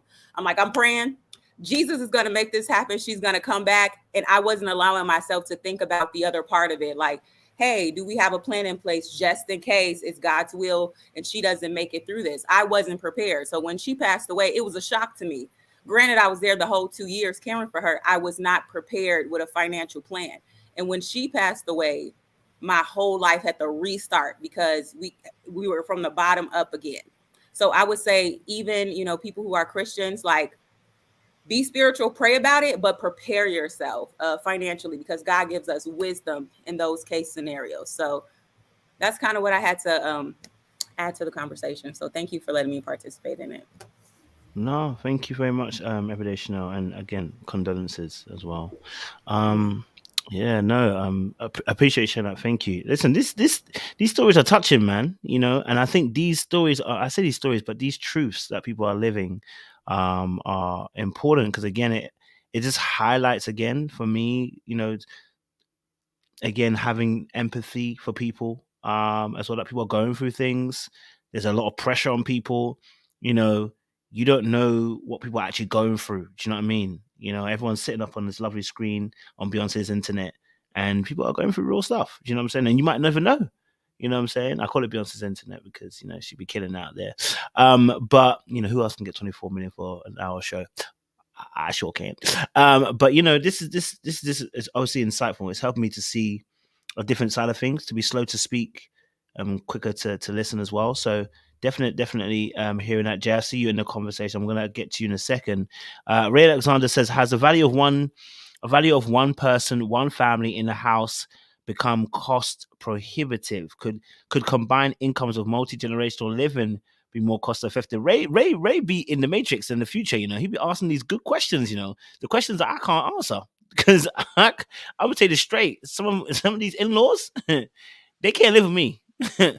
You can't live here, okay? Some of you in-laws were out here breaking marriages, so it really just depends. But no, yes, the value of one person, one family. I guess obviously that's really more of a Western cultured kind of ideology, because, like I said, if you go to Caribbean, the African culture, you know, even like I said, the Asian culture as well, especially Indians, especially in UK, Indians, you know, Indian, Pakistani, you know, Afghanistan, they all have that kind of, you know, they close family unit, but they have quite a few members attached to it. I mean, some people, you know, they'll end up buying each other business, houses, cars, living, and they live close as well. You know, they create their community in that respect. So I think we're gonna have to catch up a little bit, especially in the Western society, especially for us as Black folk in the Western hemisphere. You know, but there's so much trauma there for us. It's very difficult to fathom it right now. It's definitely a work in progress. You know what I'm saying? But this is why we need to let our kids stay home longer. If we do it from that level, we don't have to go get everybody living in one place. If you're low income, y'all all need to be living in the same place. I'm sorry, everybody can't be all over the place. But yes, the trauma, all that kind of stuff. But for the kids, if we do it when they're young, like my best friend, she's doing it right now with her daughter. She just graduated college. She already got a job. She's saved up money, you know, a big chunk of cash to save, so that when she goes out on her own, she's not starting from zero. She's starting from a good place with an established job, with a savings. If we're doing that, then you don't have to have everybody living in the same house, because you're letting people get started from the beginning. We don't have to get Ray, Craig, and them all living in the same house if we started from the beginning. But if we're kicking our kids out as soon as they graduate high school, they're starting from zero. They don't have anything. It's a bunch of people with nothing out there on their own. It doesn't work. I mean, that's just my personal thought on that part for us, because we are starting from a culture where it's not like that, right? We're not doing that. We're not all living together. When I grew up, we all did live together. That's how we did it. We all lived in my grandmother's big old giant house. Everybody started leaving out, going to do their thing at different times, right? But you're not going to do it right now. Like, no, I don't want my mom and aunties and cousins coming to live up in here. But if you're talking about your own children, you can at least start from your own personal household and try to see, how can I set them up for success early? But obviously that's going to also come with a little privilege, because you got to already be together, right? So if everybody's struggling, it's harder. But if one person gets it, we got to figure out how do I help my next level, you know, below me or whatever. But the Black community, a lot of times we're giving a hand out and we're giving a hand up, because you're helping your parents and you're helping your kids. It's hard to do both. So you're pulled from two different directions. You're not able to just like, if I didn't have to do what I'm doing for my parents, you know, my mom and my parents, and it was just my kids, I would be able to do a lot more, you know, like I would have a lot more resources. But it's just kind of what it is. And I find that in a lot of my groups that I'm in, a lot of the women that I'm friends with, they're doing the exact same things. Their mothers are either living with them or they're helping support them financially and their kids. So it's like you're kind of always in this like middle state where you can't really get as much of a leeway as you should be able to. And that, you know, some of that is definitely our community, you know, some of that's happening to our community. Because you think about your white counterparts, their families setting them up and they're going out into the world with, you know, $1 million to go start a business or whatever, you know, that they're giving them. They don't have to go back and take care of them. They already got their stuff established. Why? Because they got to trust them. They got their, you know, long-term home living is, you know, whatever they're doing. So we just got to figure out a way to strategize in the best way possible individually, you know, right now. Can I just add to that? So in Chicago, so I have family members that are part of the Chicago Police Department, and around like Christmas, Thanksgiving, they call those weeks hell weeks because they get so many calls for domestic because families are together. So families are fighting, and it's crazy to the point that the police department is so busy coming to homes to break up fights, right? So until we change the narrative in our community about, you know, families coming together, a lot of the trust is broken. We have to create our own communities, essentially. You know, hey, I'm a hard worker. I have a best friend who's a hard worker. Maybe it can't start with my family, but maybe it can come with the family that we create, right? So, I mean, at some point, we have to figure it out, you know. I'm like a solutions type person. Like, okay, we know why we are the way that we are, right?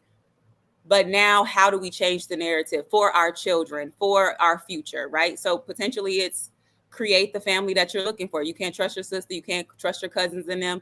Okay, well, you know, your best girlfriend, she makes good money, she's business minded, let's buy a house together. You know, because rent in Chicago is crazy. I'm like, I'm not spending another nickel on rent. So I just started looking to purchase a home.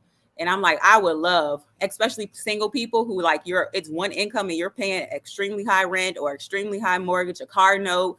Then, you know what I'm saying, don't have kids. I just have a dog. I just have a really spoiled dog, you know, and I couldn't imagine spending money for my mother, kids, myself, and keeping my head above water.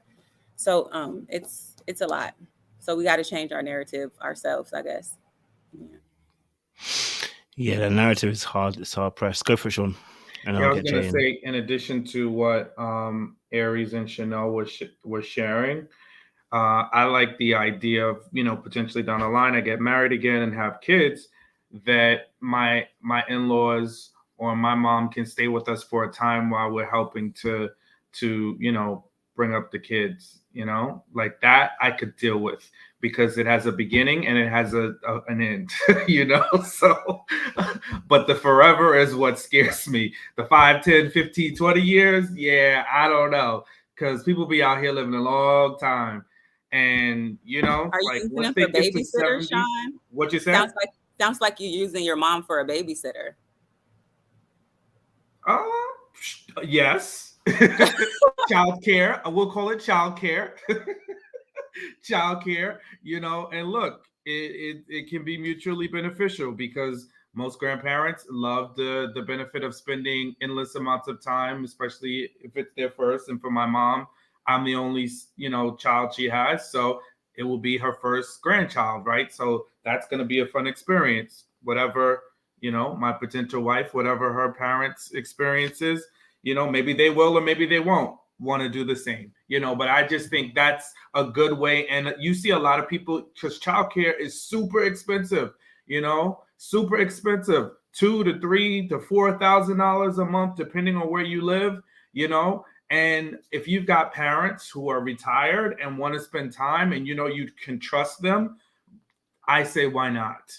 You know, why not? Are you having your mom come live with you during this time? Like this, is that what you're proposing? Yeah, because that's what we were talking about prior to, like combining, households with the elderly, and I'm saying, yeah, that's for a short period of time. Yeah, but this my Um, thing. Okay, so this is my next question: is what age are you putting her out at? What age of the kid you're putting her out at? Then? well, it's not putting her out.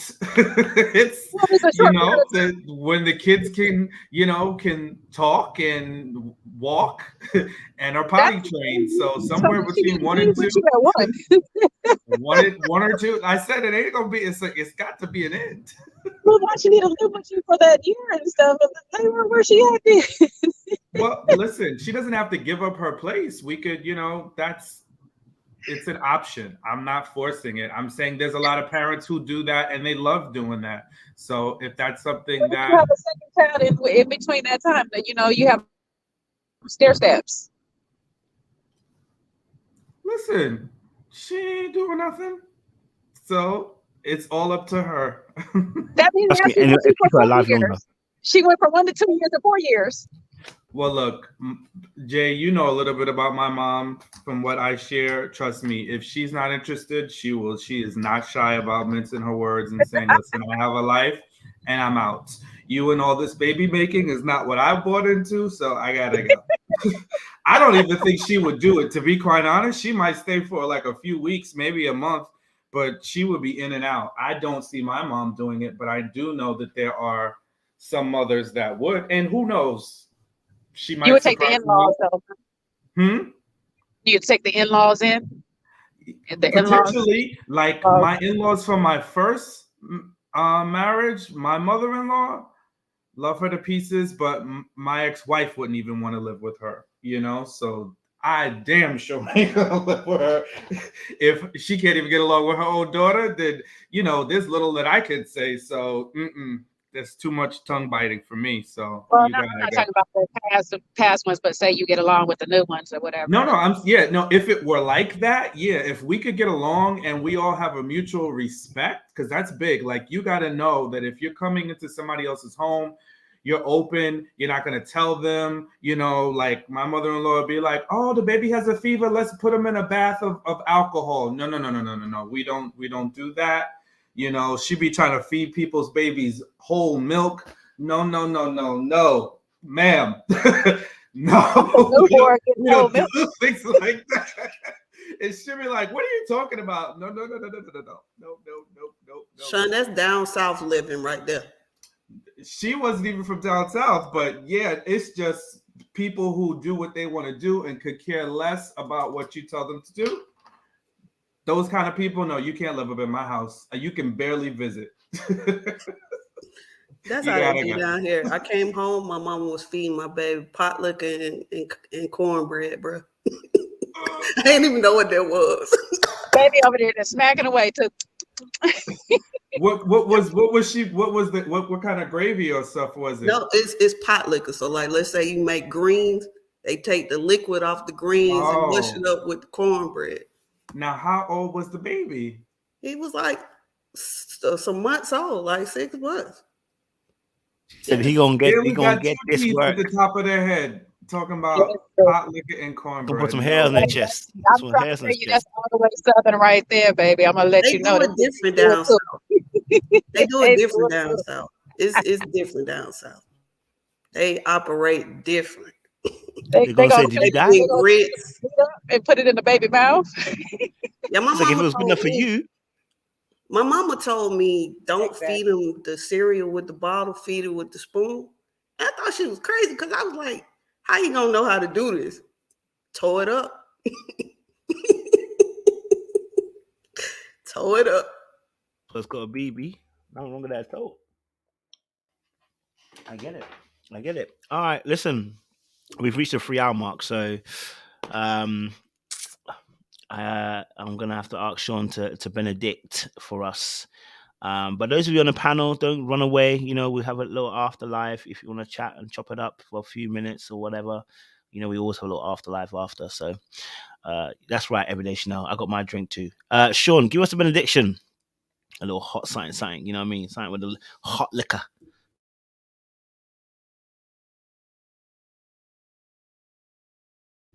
Sean, you're on mute.